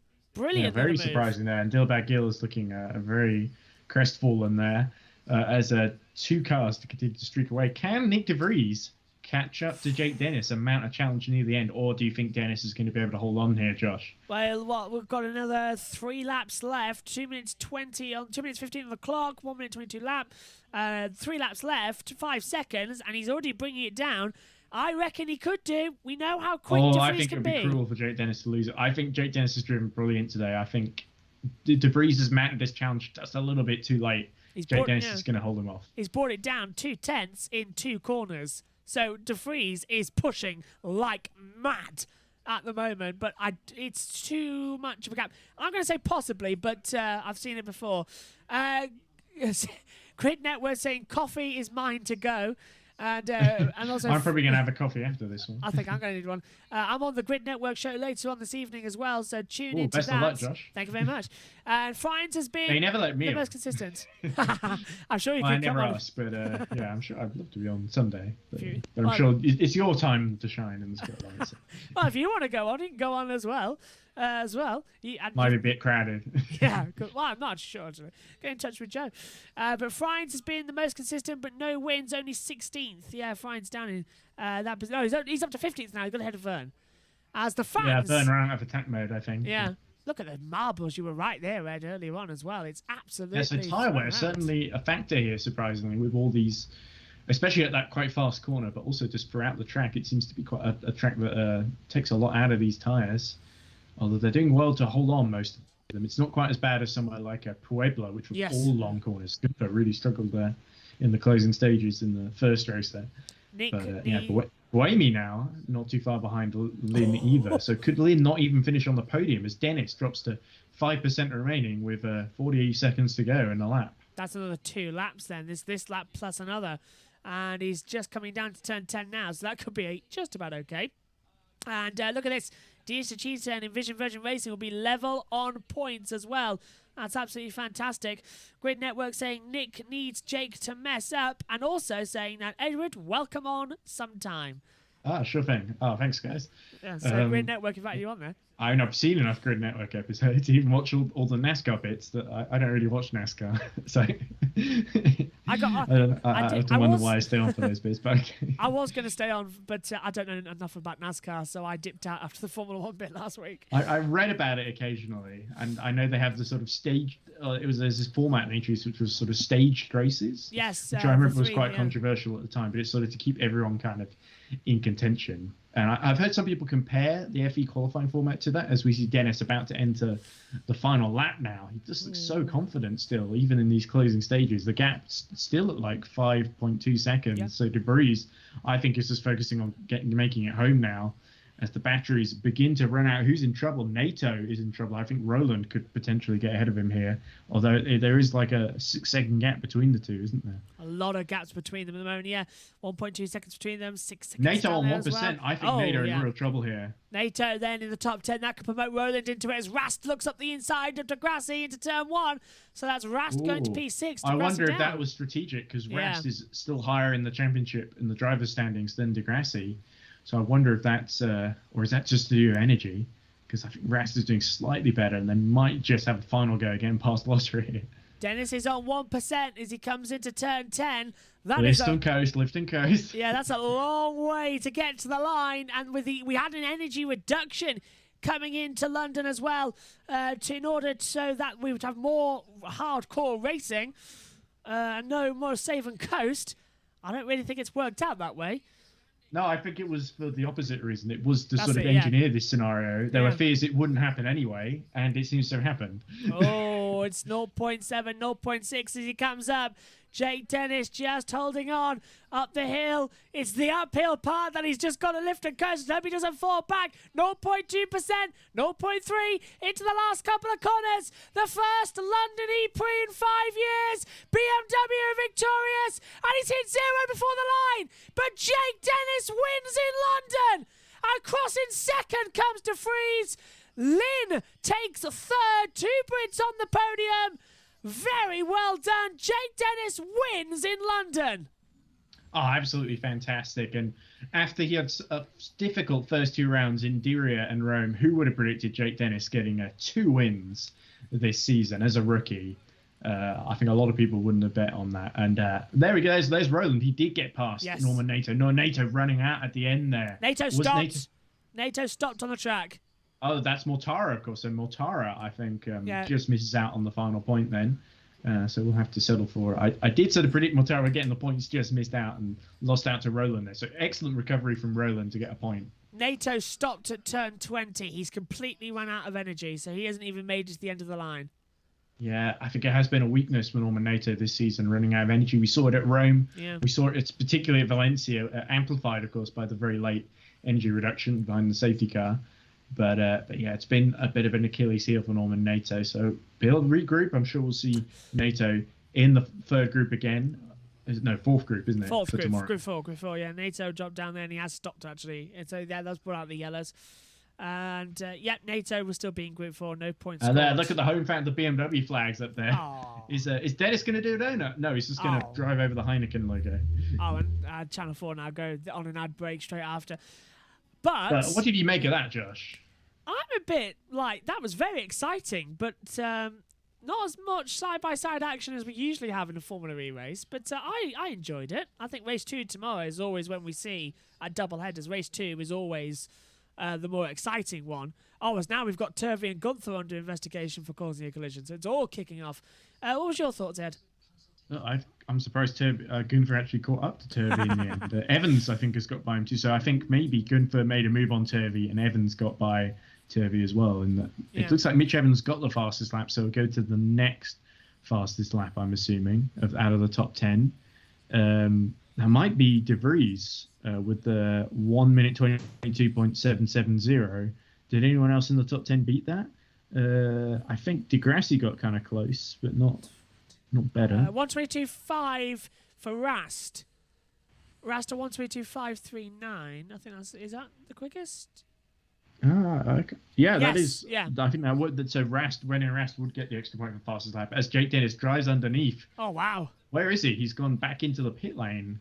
The special podium ceremony part. Yeah. Oh yeah. Because there's the Audi garage outside. So he's got back through the other half of the XL and gets out of the car. This is one of the things where it's such a shame that we not only do we don't have that many fans on site, but we can't have fans indoors, because that would make this really special, this indoor podium. But it's something that Formula have had to deal with last season in Berlin, and particularly some of the early rounds of this season. Rome, let's not forget, was also a behind closed doors event with no fans. And there were a couple others this season as well that had a quite low attendance. But I know from Puebla onwards, as Roland and Buemi are under investigation for energy overuse. So Buemi and potentially in trouble for 4th place, and Roland in trouble for losing the final point in 10th. So Roland and Buemi, energy overuse, as the race directors just allowed the drivers to go out onto the track for celebration. So the podium is apparently will be out on the track. I don't know why that has been come through, but yeah, considering the podium's indoors. The Michelin Man was dancing on the podium, all ready to go. So is he going to be up there all on his lonesome? Unless it's a they're going to do like Formula One did. And looks like Jake Dennis is wandering into a rave. Oh my God, that's giving me a lot. I'm so glad that no Formula E driver suffers with epilepsy, as I said at the beginning, because the strobe lighting in there would probably not be very helpful. Well, it's legal let's hope now, that the viewers of this program on Channel 4 don't suffer from epilepsy as well. We could have a few complaints to Ofcom. Excel have heard that. They've worked it, yeah. They've worked it. It's now got solid blue lights. Curious timing there. So there's the shard. That's not the shard. As we take a look at the it's a area. big, tall, spindly building. Yeah. Yes. So in it's London. there's so many. It's Jake Dennis who takes victory then against the full points. And it was René Rast as well with the fastest up of the race in the top 10. So it's Jake Dennis from Nick de Vries and Alex Lee in the top 3. Sebastian Buemi's 4th, Andre Lotto 5th, René Rast 6th with the fastest lap bonus point. Lucas de Grassi 7th, Stoffel van Dorn 8th, Da Costa 9th, and Roland rounds out the top 10 as you said, Ed. So he made his way up 21st to get a point. Mortara drops out to P11, Verline is P12, Cassidy 13th, Vern 14th, Friens is 15th, Gunther 16th, Evans 17th with the overall fastest lap of the race. Followed by Turvey 18th, Ericsson 19th, he dropped way back down the field. Sente Camera as well, back into 20th. And out of the race, Norman Nato, Tom Blockfist and Sam Bird. But Bird leads the title to Jake Dennis, who rockets up. As I said in the pre-show, Dennis was 15th, exactly the same as Bird coming into this race. He wins, and he gets rocketed up into P2. Dennis puts himself in title contention. It's a Brit 1-2 in the drivers at the moment, and we've got another, 15 cars still in contention with 3 races to go? Yeah, the top 3 very close as well. Da Costa getting those 2 points puts him within a point of Jake Dennis, actually. And DS Techeetah now level with Envision Virgin Racing. So those 2 points absolutely crucial. Yeah, and they get ahead as Jaguar stay in 3rd. Everyone else, Mercedes, BMW, Audi and Porsche Mahindra all move up the constructors as well. It's very close in both of the championships. Yeah, and this second place for De Vries was exactly what Mercedes needed, a podium, didn't they? Of course, a little bit of help with the qualifying group, but De Vries still had to overtake a couple of cars there, Lotter and NATO, of course, as Dennis being interviewed looking delighted. And I'm thinking when they do the podium ceremony, that might be a hat-eating time for me. So yeah, they've done the race. Yeah, it wasn't red flagged. It wasn't stopped. Oh, Gunther, 10-second stop-go penalty, and 2 penalty points for causing a collision. So that's what you get for nerfing Oliver Turvey out of the way in his home race. So that's Gunther dropping down to 20th because 10 seconds is equivalent of 34 seconds. A 10-second stop-go, the pit lane time is 34 seconds.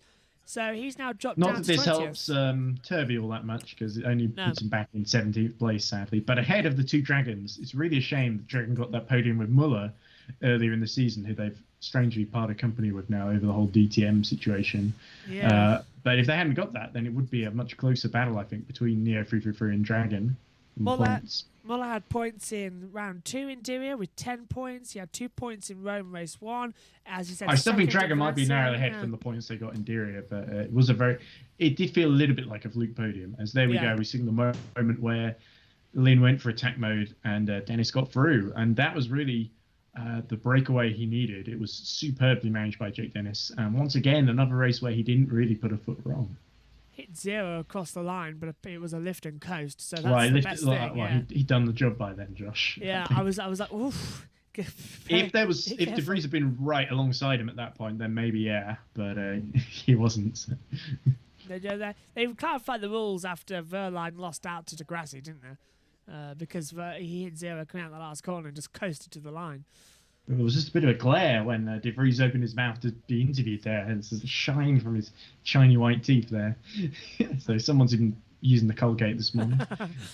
Oh, that's a bit... Yeah, that's the problem as well with racing under lights indoors as well. You see a lot more of the sweat get reflected as well. You see the teeth shiny. You get the lights in the eye as well, and so it's a bit more confusing. A little was that Gunther giving Yeah, De it's Vries a Gunther. little tap on the head there as he walked by after getting his podium, because Gunther had a tough day from the back. It was always going to be difficult. Yeah, But drops out. Roland showed it could be done though.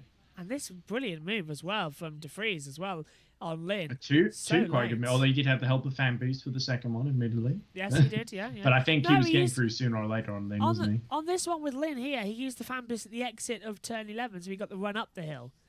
That's where he used it, because that's when it came up on the computer. So I think this move was done purely as instinct, because it was very late into the corner. That he Time the actually done breaking down. point. Yeah. Exactly. It's so easy to mess that up, isn't it? Oh, completely when you're easy, doing it. And we saw a couple of times, a couple of drivers struggling there as well and going a bit wide. Like Lynn even got it wrong at one point when trying to get back past Dennis. That was probably the most thrilling part of the race for me. Yes, Was that Lynn-Dennis strategic battle. And it felt like, can Dennis break away and get through, manage it strategically? And luckily for him and BMW Andretti, they did. Lynn led the first 11 laps, and the rest of the 22 laps were he won looks a by bit drained. He Dennis. was fighting against that car all race, wasn't he? Yeah, the rear tyres are gone as well. Listen. But he can still feel proud of himself. He held on and got on the podium. Dilbag Gill said this morning it was the new suit that got in the pole position, the new race suit that they've got. Yeah, with the this big weekend. English lion on it. Yeah. Yes. I know. I kind of like Alex Sims' on a little bit better. It's got more colours on it. It says Gunther. He seems to be just going in front of every TV camera now on Channel 4's coverage as Vernon and Karun begin what's going to be a half hour of post-race analysis. Oh, my word. And I begin what's going to be, hopefully, not too long of post-race hat Absolutely, munching yeah. and I mean, did you conciliation. would you like brown sauce or ketchup or even salt and vinegar? Something to put it on. How about we just eat the hat first and then do... I'm just waiting for the podium to happen, because then there's something where we don't have to react to penalties or whatever. Yeah. Hopefully. Looks like the penalties are all pretty much confirmed, even though we've got still NATO under investigation as well. So that Yeah, could the still two pop up. Nissans is the thing I was waiting on, but yeah. Yeah. That good might take a job, while, Formula E. Oh, what was it? We went off air and then they announced the penalties. I'm sure we'll find something out about it and bring it to you tomorrow in race 2, which would be at the slightly earlier time, I want to say. Or is it? Yeah, it is. It's like 1 or 1:30, isn't it? Yes, yeah, it's slightly early, isn't it, for the British race summertime, of course. So, depends on what part. If you're in the United States, that won't mean anything to you. Whoa! Oh. And there was the fireworks that we missed live on Channel 4 at least. Yeah. Just replaying of Dennis coming in. Set off like a smoke bomb in there. Indoor fireworks, never a good idea. It's a shame Channel 4 missed that bit of the immediate post-race celebration, but I guess got to fit the ads in somewhere. And they have. It is good that they have picked it up at least, and you get a Otherwise, similar yeah. problem with F1 coverage, don't you? I'm very lucky that Channel 4 picked it up, because no BBC have shown it, no Eurosport have shown it, and me and Ed usually watch on the Eurosport because it's ad-free and in HD. So it's very good that. So is Channel 4 BBC picked up- iPlayer, but we only do that like kind of last resort because to do Yes. the crazy setup to get that to work with our Right, setup yeah. that What we was it? use to commentate on our races. 1 minute something delayed, wasn't it? It was 1 minute, 1.5 minute delayed, and we nearly had that last time out, didn't we? You know The what? second race we To got. entertain the audience, I think, or wait for the podium, I might just bite the bullet here. I got this hat as a special gift from Formula E, and I'm going to treat it with all the care and respect that that was intended when they sent it to me. So, bottoms up, people. Oh dear, so yes, he's out of the hat. Yeah. Where's the cut? Oh no, it's frozen. Oh no. Oh no, don't worry. Oh, we've lost Ed. Oh no. Oh, what a shame. Oh, I assure you, viewers, he is actually eating the hats. I can see him. I can see him. Yeah, there you go. He is actually eating the hats. We've switched to the one camera anyway, so you'll fine. This is the hubris that I deserve for predicting that we wouldn't return to London. For those who need context. Oh, there's a plastic bit in here. There's the metal bit as well. Oh, okay. Well, you're a man of your word to eat the hats, and I assure you he's eating the hat. Let it never be said that I'm not a man of my word. I should have really turned off the mic as well, because that was a bit unpleasant, I'm sure, for our listeners to experience. Was it nice? Did it taste nice? The hat? Was it all right? I'm trying to turn the monitor, the camera back. Hey, there we go. Oh, I've just cleaned the mouth very quickly there. None of it caught in the mustache, luckily. Ah, that's But, good yeah. news then. That's very good news. nobody will remember that I made the promise, but so no one would care if I ate the hat or not. However, our viewers do remember you said that back in New York City. Yes, exactly. So Yes, I've kind of double set myself up over the years, almost like I kind of intended for this to happen as some kind of bizarre publicity stunt. But the hat is consumed all rather quickly, and now the podium's all set, so we can see Mahindra, Mercedes, and BMW Andretti teams getting ready to celebrate. And Lynn nearly going out first, but we've got to remember it's Jake Dennis first. Unless someone goes. Yeah, this isn't Formula One, people. Yeah, it's the winner goes first, not 3, 2, 1, or constructors 3, 2, 1. And the winning team. Oh, he's going that way. The winning team comes out then. BMW Andretti take another win this season, their 3rd win. Oh, it looks like they're putting all the sparklers out. That must be Michael Andretti again. He can't get enough. He was on there in New York as well, wasn't he? That looks like Michael. Oh, is that not Michael? His beard. It looks like might be one of the BMW people rather than Michael Andretti. I presume he's on Michael holiday. Andretti always wears the Andretti face mask, so I assume it might not be him. He's on holiday anyway, probably before they get back for IndyCar. The trophies presented. Alexandra Gags there as well, and one of the British supermodels as well. I think Serene, her name is, that was on in the pre-race show as well, and. The one was talking about how hard her life was. Yeah. Yes, yeah. And unfortunately as well, I think it was Cara was in it. Cara Devine or something? Yeah, that's the one. Yeah, yeah. And unfortunately, Cara Devine, Corella Deville, whatever.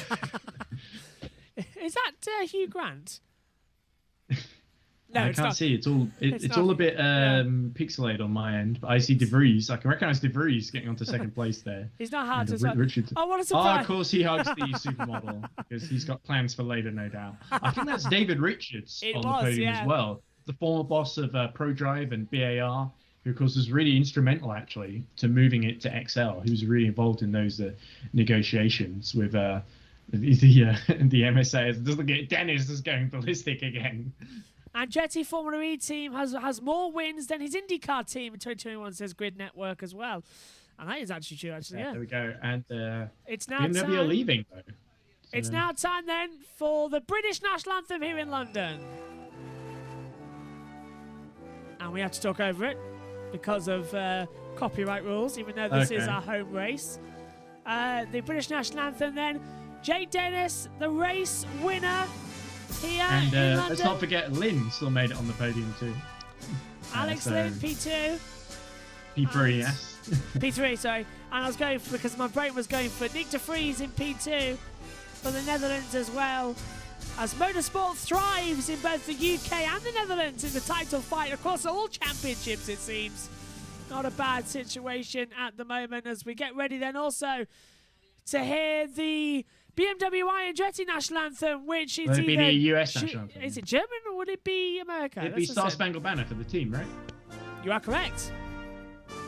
They haven't changed the procedure from New York. It wasn't just a special New York thing, Joshua. Good. I was just thinking because usually because do you remember when was the first race that we had? When who won? Gunther won then. Dennis won in Valencia. And they played the German National Anthem, didn't they? Yeah, they must have thought it was Gunther, even though Gunther spun off, I think. Yeah, he did finish that But race. anyway, wouldn't it be bizarre if in BMW Andretti's last season as a full manufacturer team with BMW, Jake Dennis could take the Drivers' Championship? That would be quite something. You look at Roger Giriff's just standing there, looking up at his driver. It is certainly an odd situation for BMW Andretti, isn't it? With BMW leaving to do apparently nothing in motorsport. Could this make BMW reconsider if they win the championship?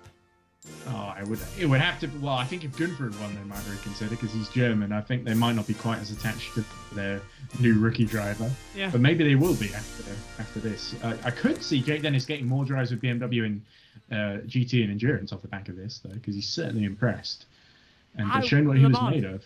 Such an underdog, Jake Dennis. Always wanted to see him do well. I always felt he was really unlucky that Racing Steps Foundation ended when it did, because it supported him for a couple of seasons as Rob Dyer, the managing director of Tag Heuer.